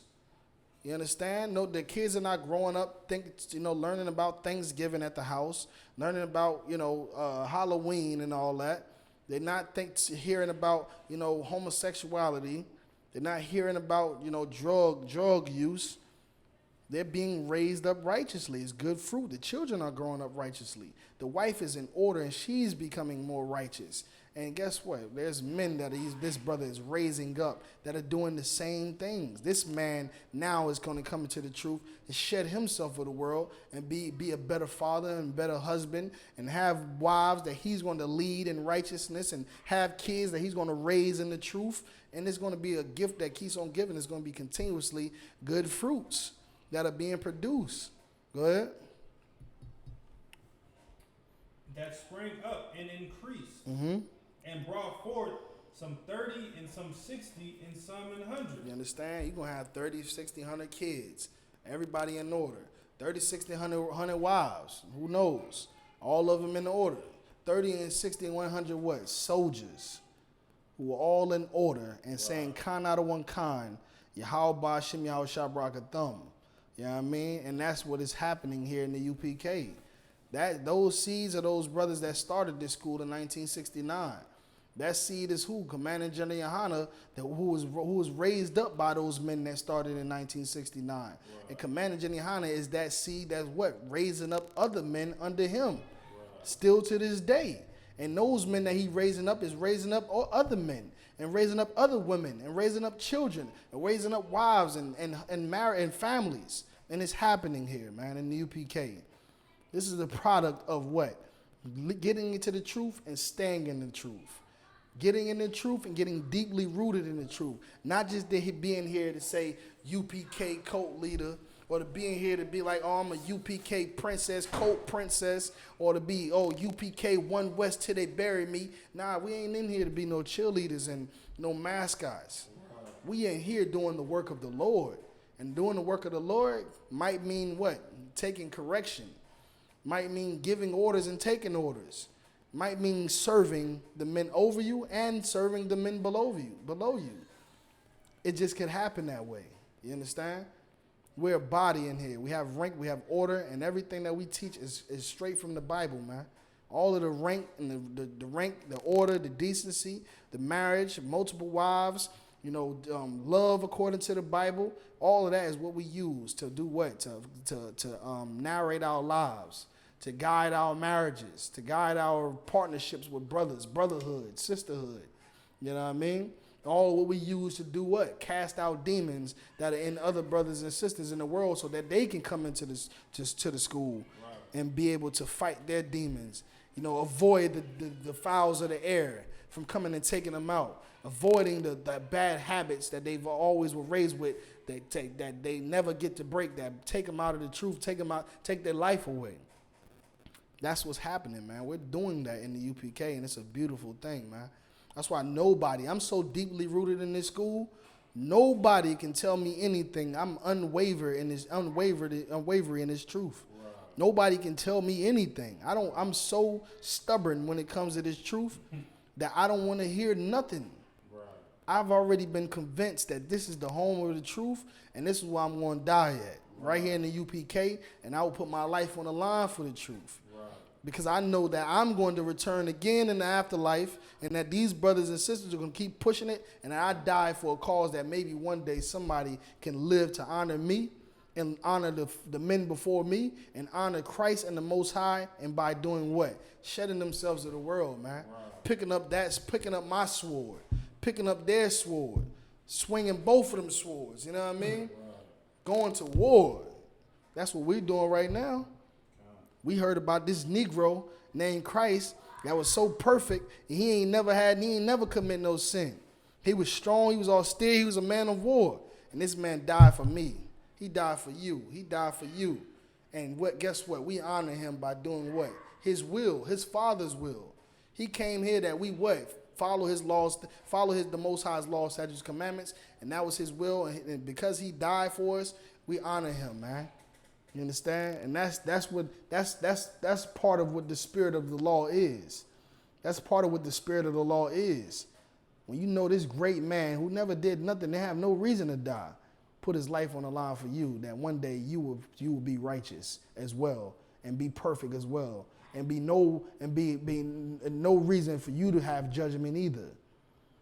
And guess what? And that's why we fight hard in the UPK, and it saves lives, man. We're all of us are living testaments of what it means to get into this truth, of finding this truth and staying in here and learning every day, following these orders, man. Go ahead. Verse 9, And he said unto them, go ahead. He that hath ears to hear, let him hear. Right, here we go again. When Mardaki asked the questions about Colossians, you understand, it's talking about the mysteries. Like, all of these things are mysteries that we're bringing out in this Bible because our oppressors have kept it hidden from us for all of our generations. Right. For so many generations, he's kept us hidden from this truth. Kept this truth hidden from us, man. We didn't know we was the Israelites. We didn't know that Christ didn't die for everybody. Right. We didn't know Jesus was black. We didn't know that the angels was black. We didn't know that Solomon was black, that he wore jewelry and gold teeth. We didn't know those things, man. Right. We didn't know they spoke slang. That snake in the garden was really a man. Right. Like we call a snake today, like Tekashi 6ix9ine. Or somebody like, Donald Trump is a snake. Right. You know what I mean? Christopher Columbus is one of the greatest known snakes that we know. Right. Martin Luther King was a snake. You understand? Somebody who's conniving and convinced brothers and sisters to do something that was going to work in their own personal favor. That's what conniving is. That's what a snake is. And the snake did that. Why did the snake in the garden, or that man in the garden, beguile Eve? So that what? So that blacks, Hispanics, and Native Indians won't have the power of the Lord. And that would mean that they have an opportunity to be supreme over God's chosen people. Right. So that's what happened. Just like the Pilgrims and the Native Indians, because the Pilgrims didn't because the Pilgrims didn't have those mysteries and know the truth. Christopher Columbus, those Pilgrims was able to come over here and what? As the snakes they are, they learned from the Native Indians. The Native Indians taught them how to live through the survive through the winter, how to till the land, how to use the buffalo create clothes and resources and utensils and tools and stuff out of the bones. And then they turned around and they murdered the Native Indians. That's what a snake would do. A snake is somebody you just can't trust. Wow. And that's what we call a snake in the Bible. We didn't know these things because it's been hidden from us. We thought this was talking about a talking snake in a garden, Eve eating and biting the fruit, and this is all a mythical story, a theological story, but it's not. It's real. And a lot of these things are really parables and metaphors and mysteries, things that you have to decipher, but you have to be given the Spirit to do that. You have to have you have to be weaned from the milk. You have to put away that Christianity. Take it out of your mind. Any more on that? Go ahead. Verse 10. Mm-hmm. And when he was alone, they that were about him with the 12 asked of him the parable. Mm-hmm. Go ahead. Verse 11. Mm-hmm. And he said unto them. So they was asking him around him, like I said, it's like we read in Luke when it says the disciples asked him, what is he talking about? That's what they're doing right now, asking him, what are you talking about? Go ahead. Because even to them it's a mystery right now. Go ahead. And he said unto him, them, unto you it is given to know the mysteries of the kingdom of God. You understand? Unto you it is given to know the mysteries of the kingdom of God.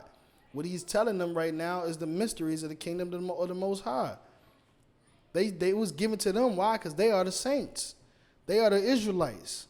They are the ones that the Lord chose, that the Most High chose and gave these instructions, these laws, statutes, and commandments to.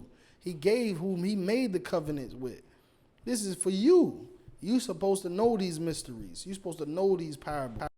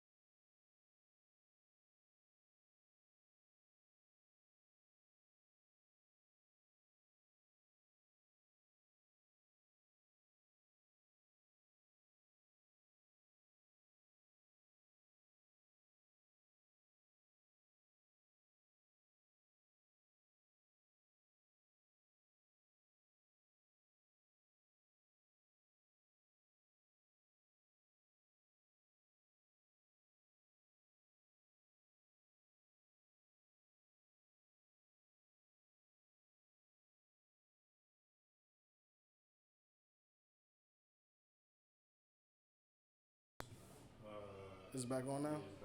All right. So you understand when we say we teach the truth according to the Bible, what we're saying is we teach the mysteries according to the Bible. We teaching the parables according to the Bible. We teaching you the mysteries that was hidden from us throughout our generations. Even though this Bible has been here throughout our generations, the truth has been hidden from us. Because these words are not just simply supposed to be taken for face value. This book is not just supposed to be read from front to back. All of the things that we heard about the Bible, about King James, about Solomon, David, Peter, Paul, about Adam and Eve, were all lies. It's all lies. And to further what? Hide the truth. And we teach the truth according to the Bible. We teaching the mysteries. And guess what? We're doing it, and the Most High is spreading this truth throughout the earth. And brothers and sisters is getting off of drugs, man. Brothers and sisters are having long-term relationships. Brothers and sisters are opening up successful businesses. You understand? Getting their children back, getting custody of their children back because of this truth. You understand? Being able to avoid whores. You understand? Marrying a whore is what's happening because we're teaching the truth, because we have the truth and giving it to our people. And that's what they didn't want to happen. That's why it's been hidden from us, because they want us to be destroyed. They want us to be poor. They want us to suffer those curses from disobeying our God so that they can rule over us, man. Right. Go ahead and give me 1 Corinthians 2 and 9. Book of 1 Corinthians, chapter 2, verse 9. Mm-hmm. But as it is written, Mm-hmm.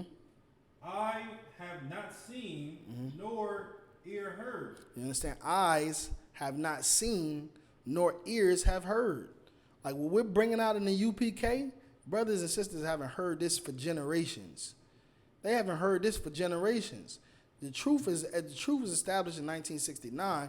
Though people had some idea of what the Bible was talking about, like Nat Turner, for example, they didn't have the whole truth. The whole truth is here now, man. The whole truth is here, is being taught, and every time we say something pertaining to the truth, there's always somebody that looks at us like we're the devil. That looks at us and with utter disgust. That looks at us like we're crazy. Right. That's because eyes have not seen this, and ears have never heard this. You never knew the truth. You never known the mysteries. You never knew the Bible. You never knew the Bible. You don't know it now. The only way to know the Bible is through the Isupk under the commanding general Yohana, man. That's the only way you're going to know the Bible today. Okay? Go ahead. Neither have entered into the heart of man. You understand? Neither have entered into the heart of man, right? Meaning the mind of man. Does not have entered into the mind of man. Like these mysteries have been hidden, and we have not been able to hear it. Because what have we been hearing, Mardaki? The slave Bible. Right. Parts of the Bible, like the brother was bringing out from the lecture. Y'all go see that lecture, man. Give a hand clap to Officer Natazah and Officer Thabawan from out of North Carolina. They had a powerful lecture yesterday. Was that yesterday night? Last night? Last night, they had a powerful lecture in Durham, North Carolina. You can go into the No Cowards South Carolina YouTube page and look it up. Revolution versus Christianity. They brought out some outstanding information that should enlighten those that are in the dark, man. That enlighten those that have never heard before the truth. That should enlighten those who never seen this information before. Like there was a Bible that was created that was only a selection of scriptures from the original Bible. Wow. And these selections of scriptures was only the scriptures that would influence slavery for blacks, Hispanics, and Native Indians, and supremacy for what? For white people. It was called the Slave Bible. You understand? Where they took certain scriptures and used those scriptures, manipulated them, and that's no different than it is today with the actual Bible itself. You go and get a Christian's Bible and go and open it up and turn from Genesis to Revelation. Watch what you're going to see that's highlighted in the Bible. Go see what's highlighted in that Bible. God loves this. Love is that. No, love thy enemies. We should know no weapon formed against me shall prosper. God loves the world. Everything pertaining to love and just being forgiving and getting mercy and having mercy, and the laws is done away with, and that's what they taught us, man. They taught us how to be good slaves, where we don't turn our face to Massa with anger when he kills us. We don't turn our face to Massa when he oppresses us. We turn to him with love, because that's what we have here. That's what we were taught. That's what we were what? We were taught throughout our generations. Right. That's what we were what? We grew up with. Those are the thorns that grew up with us. That Christianity, it grew up with us. So now we just do it ourselves. We don't have no supervision in the church. You know, it doesn't have to be a white supervisor in church making sure that we don't teach that God don't love everybody. Making sure that we don't teach that we are the Israelites. Now the pastors do it on their own, and we destroy it, man. You understand? We destroy it.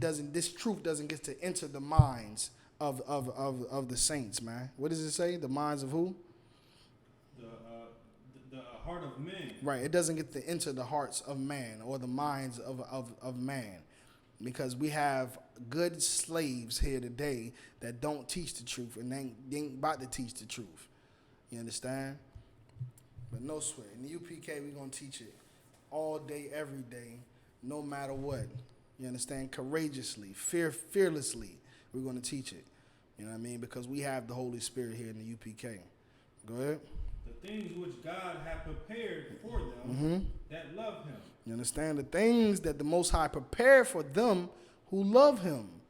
And what has happened is the love of the Most High has been taken from blacks, Hispanics, and Native Indians.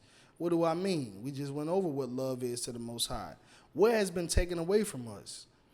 The love has been taken away from blacks, Hispanics, and Native Indians. What are we talking about when we say the love of God has been taken away from blacks, Hispanics, and Native Indians? It has not been able to enter the minds of man. It's not so much so that men hear it and don't understand it. Right. You know, with their ears. Men see it and don't know what they're looking at. Brothers in the UPK had these fringes on with the borders of blue, and we walk up and down the street and preach and teach on the corners every day, hold classes, and nobody understands why we're doing these things. Why are we on the street corner? Why do we have the fringes with the border of blue? Why are we on the podium with the man reading and the reader and the speaker? Why are we doing this? All biblical. It's right there in your face, but you just don't know what you're looking at. Why is this? What is the love that's been taken away? Mark Duggan, just answer it for me. You said, what is the love that has been taken away? Right. Just a hardcore true love. Like that, what is love? That correction. Okay. The correction as far as, not necessarily as far as being but strict. What do you need for correction? You need love. But what do you need for correction? Like, how can you correct somebody? What do you correct them on? You have to, as far as correct someone from doing something wrong. And how do you know if they're doing something wrong? By the Bible. By what in the Bible? By the law, statutes, and commandments. That's the answer. That's the love that's been taken from us. Right. The law, statutes, and commandments have been taken from us to where we can't even correct each other. Right. We don't have nothing to even say what we're doing is wrong. Read it one more time. This is 1 Corinthians chapter 2 and verse 9. Go ahead. But as it is written, I have not seen nor ear heard, neither have entered into the heart of man. Go ahead. The things which God hath prepared for them that love him. The things what the Most High have prepared for them who love him. When we love the Most High, we what? Follow his laws, statutes, commandments. And when we follow the law, statutes, commandments, what do we get? The things that the Most High prepared for us. Like what? The kingdom of heaven. The land of milk and honey. Dominion over the whole entire land. Rulership over all nations. Those are the things that the Lord prepared for us that love him. Because we don't love him, we not at the top. We at the bottom. Because we don't love him, we die every day. We get AIDS and STDs and heart disease and every other disease on the earth. Because we don't love him, we get single-parent homes. We end up raising kids on our own. Our kids grow up to be, disappointments. You know what I mean? Homosexuals and drug dealers and gangbangers and every other evil thing out there. We don't have those law, statutes, and commandments. We don't have the love. We can't love the Most High. That's how you love him. Right. And when you love him, you get great things. But when you don't love him, you get evil. You get curses. You understand? You have to know what it means to not follow the law, statutes, and commandments, because you're going to receive judgment for those things instead of receiving the good things that he prepared for us. So we don't have those law, statutes, and commandments. It's not in our minds. Why? Because our Christian pastors are teaching us that the laws are done away with. Our Christian pastors are teaching us that Christ did away with the laws. But we have the precepts to prove otherwise, right? We have the precept that says that the laws are not done away with, that the laws are alive and well. We have the precepts to prove it, whether in the Old Testament or the New Testament. We have them. So why are you saying that the laws are done away with? It's because these people who are our black leaders are weak, man. They're weak and they're sunken into the ground, meaning they don't stand up for black people. They don't stand up strong for their nation. Instead, they cop out and take plea deals and take the what they call it, the 360 deal with the whip and the chain. Wow. You understand? And that's what they do. And they sell us up the road for a whip and a chain. And because the truth gets hidden from us, we don't love the Most High, and we receive judgment. And then we have to what? We have to go with Isupk. We have to go out here and we have to fight our own people to try to get them to stop getting high, to get them to believe that they're the royal people on the face of the earth. We damn near trying to force our people to be royal. Something every one of us should want to do and be. You understand? Same way, because of Martin Luther King being a weak leader, we have to what? Remind ourselves today in 2020 to support black businesses. Right. Something we should already do and want to do. And that's the reason why, man. But these pastors are going to receive judgment for those crimes that they're committing. Because if there's nothing more evil than a drug dealer, there's nothing more evil than a whore, a drug addict. You understand? There's nothing more evil than a child molester, a rapist, a murderer. It's your Christian pastor, man, who is the source of all of that evil, man. Right. Because they hide the truth from us. They don't know the truth, and they don't put themselves in a position where they're not seeming to be the medium or the bridge between us as the people and the Most High. Instead, they stay in that position, in that pulpit, with that Bible, and they blaspheme the name of the Most High, man. Any more on that? I can keep reading the verse through verse 10 if you want me to. Let's get 1 Peter chapter 1 verse 13. 1 Peter chapter 1 verse 13. We got any questions and comments online? All right. You understand? We have to shake loose those chains of Christianity, man. Christianity has had us in prison from day one. Not the Bible, but Christianity. Because Christianity is just a selection of scriptures from the Bible that was used and manipulated and misinterpreted to create a greater message or a false message that promotes white supremacy. And that's just what it is to the bottom line. You understand? Go ahead. 1 Peter chapter 1 verse 13. Good. Wherefore gird up the loins of your mind. Go do what? Gird up the loins of your mind. Like when you gird up the loins, that's like you're going to war, right?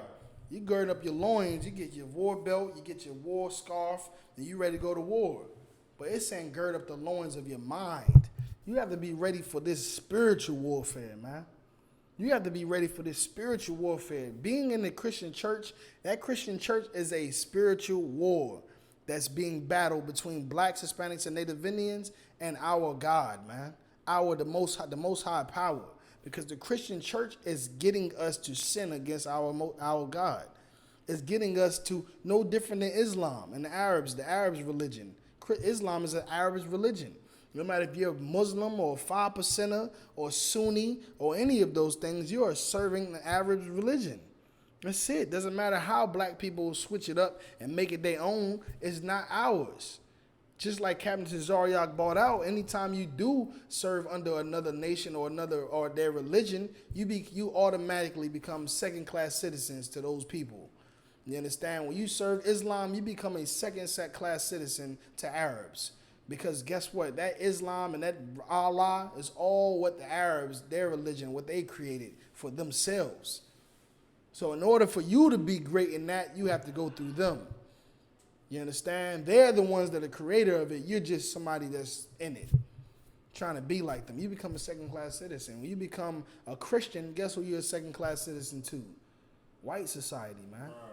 You become a second-class citizen to white society, and there's no reason, there's no coincidence why blacks, Hispanics, and Native Indians are always at the hands of white society, you know, in a violent and tormenting way, man, in an oppressive way every time. Look at the brother Kobe Bryant, man. Kobe Bryant played basketball for 40 years. No, not 40 years. Like what, 25 or something? 20 years? About 20 years? 20 years. I mean, don't get me the line, you know what I mean? But played ball, you know, in the NBA for 20 years, man. I'm talking about winning medals and rings and making America great. And as soon as the brother died, what did they say? Oh, well, a part of Kobe Bryant's legacy that we have to include and remember is what happened in Colorado. You know, and that's what they want to do, man. They want to destroy your image, and they'll never let you be somebody that's seen as a hero, somebody that's seen as a legend. They don't want you to be that. You understand? They don't want you to be that. You know what I mean? The only people that they're going to put up as a legend or a hero is somebody like Martin Luther King, who fully promoted what? The white supremacy by leading black people into second-class citizenship, when we were already in a position to be able to stabilize our own economy from being pushed away to be separate. But anyway, you understand? We become second-class citizens when we join these other religions, you know what I mean? And we have to gird up the loins of our minds, because we have to truly battle what we've learned all of our lives. We have to truly battle what we're seeing on the TVs every day. We have to battle with our kids and what our kids and us alike are learning in these schools. You know what I mean? We have to battle those things. We have to battle that drug addiction. Wow. We have to battle that homosexual, lust of a lifestyle. We have to battle, all of the other addictions that we have. I know people that's addicted to getting tattoos. They just want to get tatted up, tatted loose, what we used to call it back in the day. Get tatted loose all over the fingers, face, like Lil Wayne and all these other rappers and celebrities that go out with these rappers. They get tatted up, and people enjoy those things. But those are the very things are the reason why we're in poverty. The very reason why we're number one in all of the diseases and abortion. Number one reason why we're number one in mass incarceration. You know what I mean? These are the reasons why we're number one in single parent homes. The reason why black women don't have resources to take care of their children. Right. This is the reason why, from things like that. And why? Because we don't know, because the love of God has been taken from us and hidden from us, man. You don't know the law, statutes, commandments. Our pastors, the Christian church, America, is all promoting evil and promoting a lawless and a purge-like world, man. You cannot tell me that the devil is not ruling the entire earth right now. Right. You can't tell me that our oppressor is not ruling the world. Our oppressor is ruling the world. And that's why you see it is full of evil and foul things, foul spirits. But you have to gird up your minds, man. Go ahead.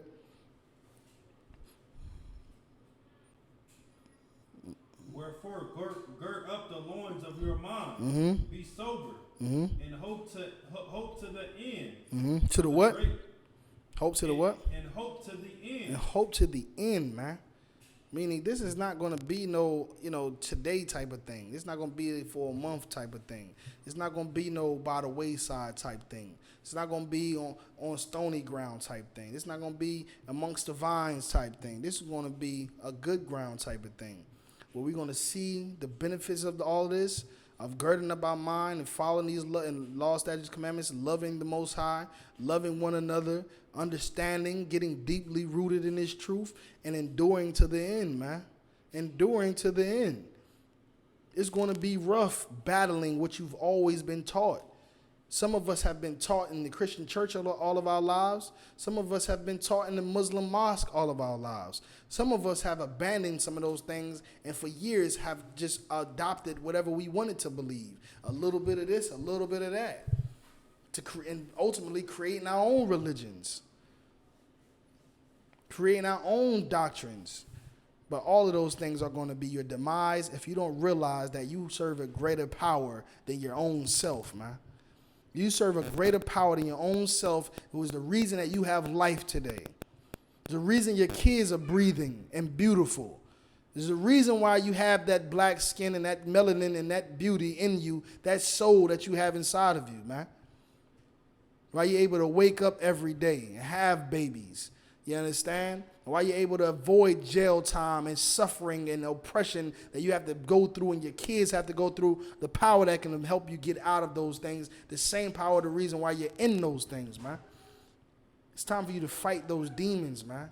You have to fight those demons and realize that you are a person that is serving the Most High power, man, and not serving yourself. The Bible says, lean not on thy own understanding.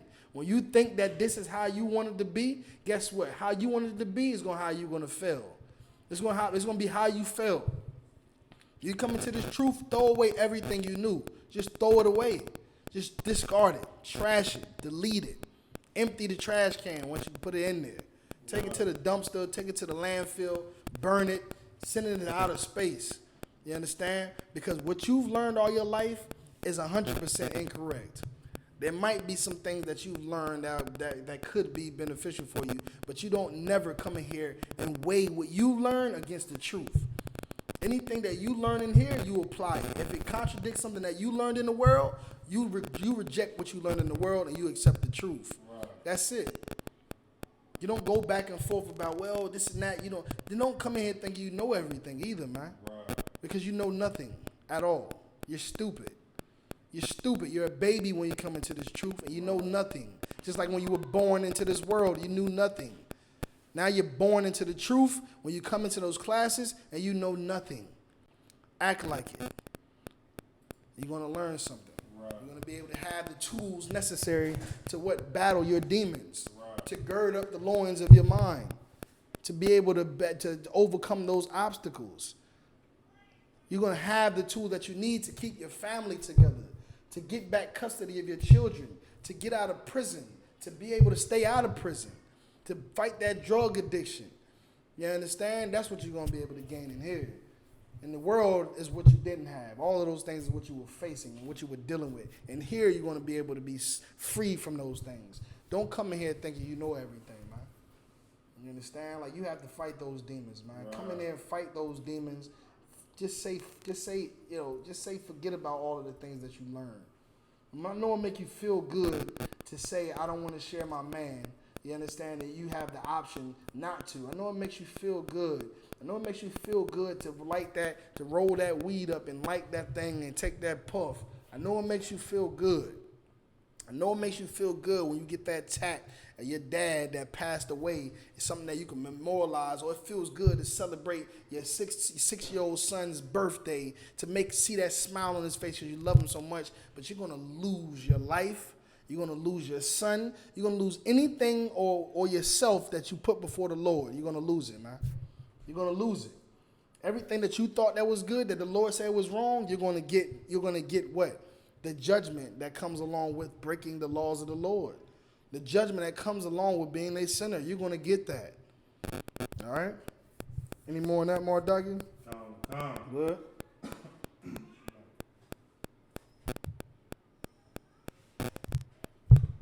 Just drop that. Go ahead. Give it to me.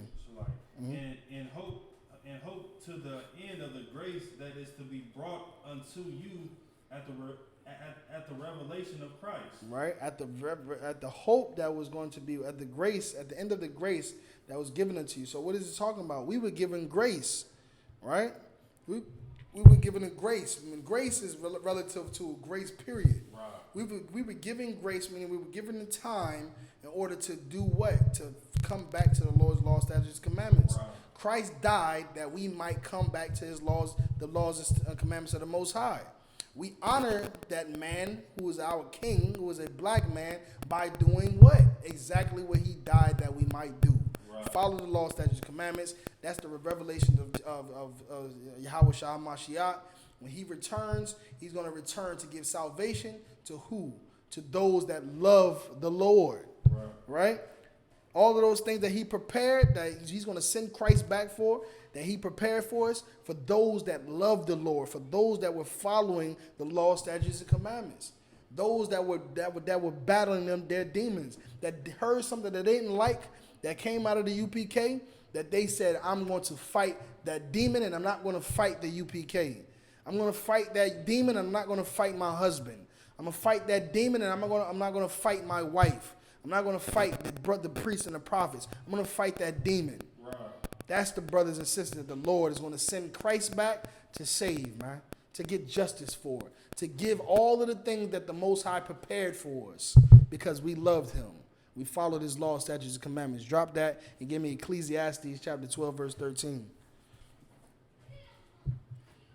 The kingdom of heaven is beautiful, man. It says all of the good things that you can imagine, like far beyond all of the good things that you can imagine, man. You understand? Overall black supremacy, man. You ever seen that show Key and Peele? You know what I mean? The comedy when they had a little episode called Nigga Town. When it was like Nigga Town, they had a whole theme song that was singing it was a black nigga town.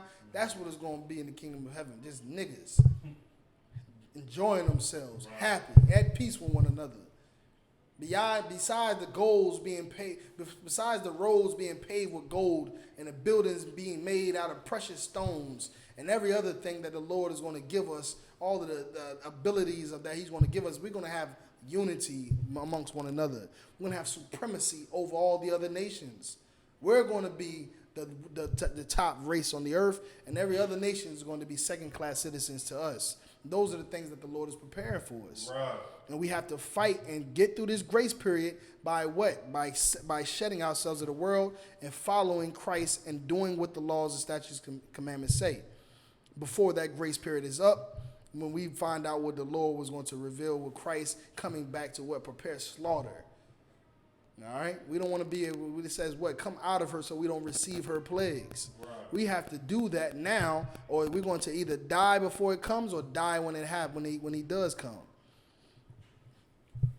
Go ahead, give him what you got. Ecclesiastes chapter 12, verse 13. Go ahead. Let us hear the conclusion of the whole matter. Yeah, I mean, let us hear the conclusion of the whole matter, man. I know this all can get real complex sometimes. We keep it plain, but at sometimes it's kind of like you just want to keep it cut and dry. Like, what do I do?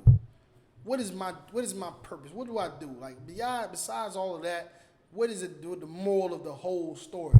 What is the conclusion of the whole matter? Go ahead. Fear God. Fear who? God. Fear who? God. Fear the Most High, man. You don't fear Donald Trump. Right. You don't fear America's military.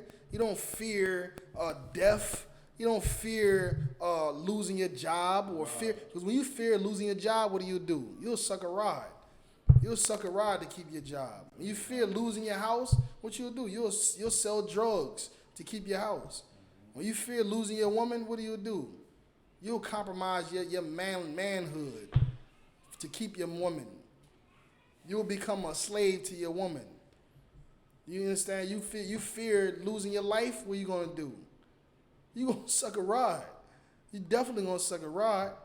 You'll do whatever it takes when you fear losing your life. But you fear the Lord, right, and you will be free from all of those things. Right. Free from all of those things. You want to say something, Mark? Right. Go ahead. If I could, I mean, like, like as far as going back, as far as fearing the Most High. I mean, like, a lot of people, like they fear women.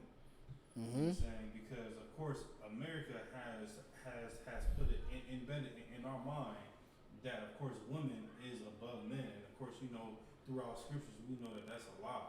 Right. You know what I'm saying? Like that's another tactic and a tool that our oppressor uses upon black men. I mean, we already leading in the jail system. We're already we know as far as selling drugs, whoring out our women. Now we have to be, fearful of them as well too. Right. When of course the scriptures is just so contrary to that, and I just wanted to bring that out. Right, and what you're saying is so heavy, man. Today we live in a feminist-driven world. Right. It's a feminist-driven world where not only are we made to look at women as superior and having this power, all of the power that America and the Christian church gives them, but it sets us up to might as well be feminine. Right. Ourselves, men are becoming homosexual. Boys don't want to be men; they want to be girls. You know, brothers is not trying to lead the household. They just sitting on the couch and just, you know, like waiting for somebody to hold their hand and do everything for them. Right. Looking for a mama, looking for mommy. Instead of being a man and standing up and leading his household, right. Telling them what to do, what needs to happen. You know what I mean? Instead of that, there's no man in the household. It's just mama raising up everybody, leading the whole entire house, making all of the decisions, right. Doing all of the work. And all of our brothers are in jail. Right. You understand? All our brothers is at the fashion shows, at the makeup expos. You know what I mean? And that's the point. And it shows, like, when you fear a woman and you fear what the most what our oppressor is putting out there. You understand? It becomes you. It becomes your demise because you're going to conform to that. You understand? When we fear white society, what happens? We end up doing what? Selling our brothers out. Right. We sell our brothers out when we fear of our oppressors, man. You understand? We fear our brothers. We fear our oppressor. What do? We take on their identity and, you know, throw away our compromising like what's the brother name? Big dude from White Chicks. Terry Crews. Like Terry Crews. He fears our oppressor. Right. He fears losing his fame and his fortune. Right. And what does he do? What did that cause him to do?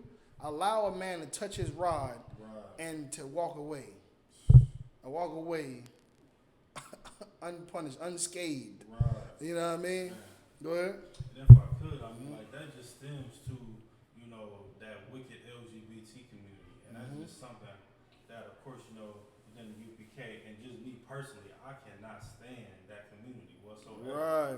Because I mean, you know, Terry Crews come off as a manly man. You know, right. He got the muscles, and, you know, like, he just looked, you know, very, very, very intimidating. Mm-hmm. But he allowed another man, you know, touch him right. in an inappropriate way, to the point where, you know, he's thinking about losing all of his endorsements, losing all of his fame, all on the dignity. That's the first thing that come to mind. Right.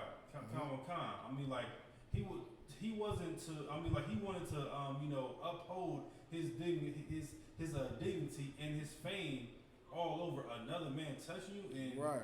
and I'm for certain he knows, or, you know, like, he's heard around it as far as homosexuality being in the Bible. Mm-hmm. But, you know, we're just so Americanized here in America that we just believe everything that they say. Right. And he truly truly feared America in that stinking LGBT community. Right. That's correct. He fears the loss of his fame, his power. He fears the power of our oppressor. Right. When you give that, like the scripture, I ain't gonna pull it right now, but the scripture when it says you become servants to whom you yield your members to. Right? You become servants to whom you yield your members to. To whoever you fear, that's who you serve. Right. You know what I mean? And you serve your oppressor. And your oppressor is a homosexual. Your oppressor is a murderer. Your oppressor is a thief, a robber, a molester. He's all of those things. He's those things, and that's why, because you fear him, you allow them to molest you. You allow them to rob you. You allow them to murder you. You allow them to murder your brothers. You understand? You allow them to perform homosexual acts with you, with whoever. And a lot of them is doing that.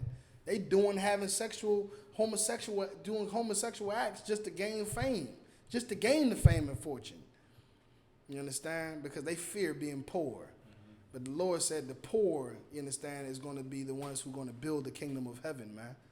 The poor is the ones that are going to build the kingdom of heaven. It's unlikely for a rich man to get into the kingdom of heaven because he's not worried about the plight of black people because he's so knee deep in money and living his life all throughout the earth, flying around from one city to another city, one country to another country, on Instagram, popping bottles, making it rain on holes. He's not thinking about Jake, you know what I'm saying, that's in the hood, that's not going to make it to college because his mom doesn't have the money to make it to pay for his tuition. when all he did was spend $500,000 on a damn Lamborghini truck. He spent $60,000 on a wristwatch. But Jamal, one opportunity Jamal had to make it somewhere in life was the difference between him having $60,000. So this is the thing, man. Like we have to really know that we first have to fear the Most High, man. The Most High is the most powerful being in the universe. He says, "What? I create life and I take life." You understand? He's the one that caused the earthquakes. He's the one that causes the murders, the mass shootings. He's the one that causes that. He causes brothers and sisters to get AIDS. Right. He's the one that causes brothers and sisters to be in poverty. Fear him. The white man ain't did that. Right. He didn't do that. He was allowed to do it. Why? Because you weren't doing what the Lord told you to do. If you do what the Lord told you to do instead of what your oppressors tell you to do, then you would be in a better position. So fear the Lord. Go ahead. This is the conclusion of the whole matter. Go ahead. Read it from the top. Come. Let us hear the conclusion of the whole matter. Go ahead. Fear the Most High and keep His commandments. And keep His commandments. You understand? Like we said before, we talking about the love of the Most High right now. All he's saying is all we have to do is this conclusion of the matter to love him, fear him, and love him. Fear him by what? Following his law, statutes, and commandments, knowing that he is the one that will take your job from you. He is the one that will give you AIDS. He is the one that will make you poor. He is the one that will make you successful. It's him that's able to do those things. You understand? That's why when those brothers in the Maccabees was getting slaughtered by Antiochus, the king in Greece, they said, "I don't fear the man who can kill the flesh. I fear the man who can kill the flesh and soul in hell." That's what that's about. You understand? Fear the Lord. The man is able to kill the flesh and the soul. You know what I mean? Like you'll die. You know what I mean? You fear death. Well, shit, you're gonna be right back here again in hell. Would you rather to fear the man that's not only going to save your life, but deliver you from hell? Right. By just simply following his law, statutes, and commandments. Go ahead. For this is the whole duty of man. For this is the whole entire duty of man. And there's going to come a day, you understand, when Christ is going to return, and what's going to happen? Order is going to be restored in the earth. Blacks, Hispanics, and Native Indians are going to be in rulership. And every nation on the face of the earth is going to be second-class citizen to the Israelites, man. Right. And what's going to also happen? All of us, the Israelites and the Gentiles, are going to be following the law, statutes, and commandments of the Lord. And wouldn't that be grateful if the Lord had, if the Chinese had those laws, statutes, and commandments right now? Maybe they wouldn't be dying of the coronavirus from eating bat soup. And eating viper snake kebabs and every other nasty, live, crawling, creepy thing they can crack open and eat. They wouldn't be having this coronavirus floating around everywhere, dying, having them fall like flies if they had those dietary laws. So when the Christ returns, not only are the Israelites going to follow the law, statutes, and commandments, but all the entire earth is going to be subject. That's going to be the ruling law on the earth, the only law on the earth, the only commandment. It's going to be the world law. Everybody understands that. Right. Let me get the last scripture, Matthew 24 and 13. Matthew 24 and 13. All of these heathens, these Africans drinking blood and doing all of this witchcraft, got our brothers doing the same thing, our Jamaicans and our Haitians doing all of this witchcraft and voodoo, and got doing all of putting these potions and these mixtures together, and it is killing us, man. It's killing us, man. All of these things that these heathens are doing is killing themselves, killing each other, killing us. We learn from them. We take after them, and we learn from them, and we get destroyed because of it. Because if anybody needs to follow the law, statutes, and commandments, it's the one who the Most High gave the laws and statutes and commandments to, which is the Israelites. You understand? He said, "I shew my word unto Jacob, my laws and my commandments." You understand? Go ahead and give me what you got, Art. The book of Matthew, chapter 24, verse 13. Right. But he that shall endure unto the end. But he that shall endure to the end, you brothers and sisters that fight your demons, that don't let the demons win when they telling you something against what the priests and prophets are telling you in the truth. You brothers and sisters out there that sacrifice all of what you loved in the earth and the world for what the Most High said love is and what you should do and not do. All of you brothers and sisters that come into this truth and get counsel and take correction. You who endures to the end, go ahead. The same shall be saved. The same shall be what? Saved. The same shall be what? Saved. The same shall get off of drugs. Saved. The same shall have his family. Saved. The same shall have his children. Saved. The same shall not be in prison. Saved. The same shall not have AIDS. Saved. The same shall not be a victim of police brutality. Saved. The same should not be on child support. Saved. The same that should not be a victim of black on black crime. Saved. The same should not have all of the abortions they have to get every year that's taking their stomach and making it look crazy. Be saved. You understand? The same that shall be saved, man. All of these things, the list goes on and on and on. The curses that our people suffer it's a long list, you know what I mean? It's a long list of curses that our people suffer, you know what I mean? And they're all written in Deuteronomy. You can go read them. Curse shall I be in the field. Curse shall I be in the city. All of these things. A man shall, plant a vineyard and be able to take none of the grapes. A man shall build a city and shall not profit in the city. A man shall have a wife and another man shall sleep with her. You know what I mean? Like that's what we're going through every day, man. Those curses. You love yourself, you love your kids, you love your wife or your husband, you love your life, and those are your loved ones, then you will follow these laws, statutes, commandments. You will listen to these priests and prophets in the UPK. You would take the correction and you will endure to the end, and you shall be saved, man. Any more on that? With that, we are the Isupk. We start at 1 West 125th Street, Harlem, New York City, under Commander Jenny Yohana. Start at 1 West 125th Street. We teach the truth according to the Bible, that the blacks, Hispanics, and Native Indians are God's chosen people. We're not affiliated with any other Israelite group. And with that, I'm going to pass the class over to Priest and Officer Mardaki. Do you have the information already? It should be up there. Pass the class over to Priest and Officer Mardaki.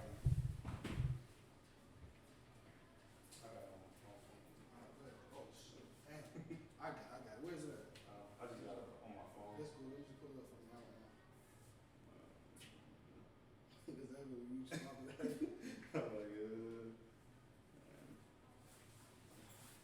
All right, Salaki. We're not going to pass the class over to Priest and Officer Mardaki. I'm going to read the announcements. All right, ISUPK security announcements. Ain't no sweat. There you go.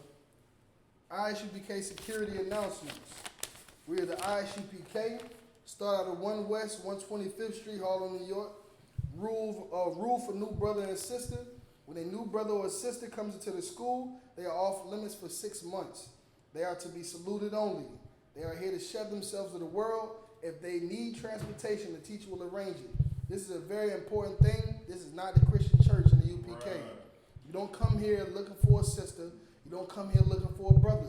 Right. You come here looking for salvation. Right. You come here looking for guidance and correction and leadership. That's what you come here to look for. Look for something that's going to help you to be a better wife, to be a better husband, to be a better mother and father, and then you can explore your options of marriage. But in here, you're not going to come in here looking for, this is not a whorehouse. Right. All right? You're going to come in and shut yourself in the world. All right? So after 6 months, if a brother or sister has an interest in a particular person, he or she must get permission from the head to speak to a brother or sister. There's another 6 months in which the brother and sister will court each other. After this 6 month period, the brother and sister will get permission from the head to marry. Now, like I said, these things are the things that the men above us created traditions that are also good for us, like those laws, statutes, and commandments are.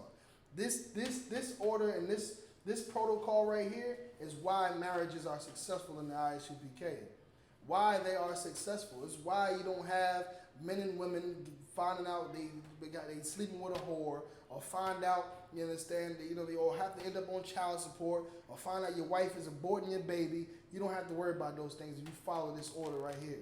You come in here, you shed yourself in the world, learn who you are, learn how to be a woman or a man of God, you understand, and learn how to teach, you know what I mean, as a man, your family, the law, statutes, and commandments, and be a true provider for them, man. And you'll have a great marriage. You'll have a long, everlasting marriage, a fruitful marriage, just like we talk about the sower of the seed, man. All right? Tithes, which is a commandment. Tithes, which is a commandment. You definitely got to pay your tithes. Everybody needs to understand that. Pay your tithes. 10%, man. Pay your tithes. 10%. You spend that little 10% probably on food anyway, in a week. You'll go buy your girl flowers and condoms and everything else to go have sex and do all of the things that you do, and just give the 10% to the Lord, man. You understand? So no excuses. Tithes, which is commandments.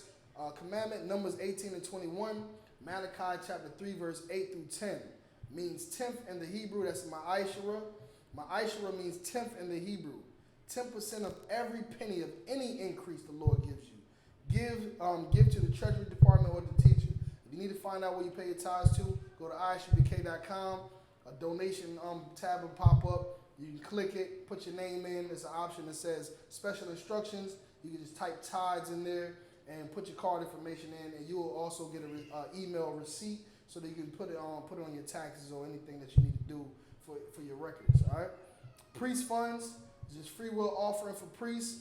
We got an Isupk South Carolina. What is it? We got a Cash App. We're probably gonna have to add that to our layout. But Isupk Cash App is $1 West SC. The number 1 West SC. $1 West SC. So if you have any priest funds, any free will offering for the priests, these brothers that teach this class, set up for these classes faithfully and give you brothers and sisters the truth, sending those offerings, man. Support what we do, because it takes a lot of finances that goes into holding these classes and keeping these schools open, man. Right. All right. So whatsoever amount you would like to give, it's up to you. All right. Upcoming Holy Convocation is next. Coming up is Purim. Excellent holy day about the sister Esther. This is a very courageous sister in history, and our ancestors, our foremothers. So, go ahead and, come to this holy day if you're in a city or state where you have a school at. If you're close, if you're not so close, if it's close enough where it's 3 hour, 4 hour drive, I guarantee you should take it, man. Go congregate with the brothers, bringing this holy day, Purim. Find out more about Esther, especially you sisters, and find out what we should be teaching ourselves, our kids throughout our generations. This falls on the 14th day and the 15th day of the 12th month. To this year, that's going to be Saturday, March 7th, and that's going to go through, Saturday, March 7th, and it ends on Sunday, March 8th, 2020, all right? And you can read about this story in Esther, chapter 9, verse 20 through 31, all right? All right, so all Aki Ma'akwaf, you can check the bulletin board in the hallway. If anyone wants to be a trooper in the school, which is very important, like I said, you coming in here, you want to be a trooper, shed yourself in the world. Same thing that Farrakhan need to do. Same thing T.D. Jakes, John Gray, all of them need to do this. They need to come in here, and if they want to be a trooper, they need to start wearing all black boots, all black shirt, all black pants, and all black headband or war scarf. And you can contact us if you need help getting a headband or war scarf as well. With that, shalom.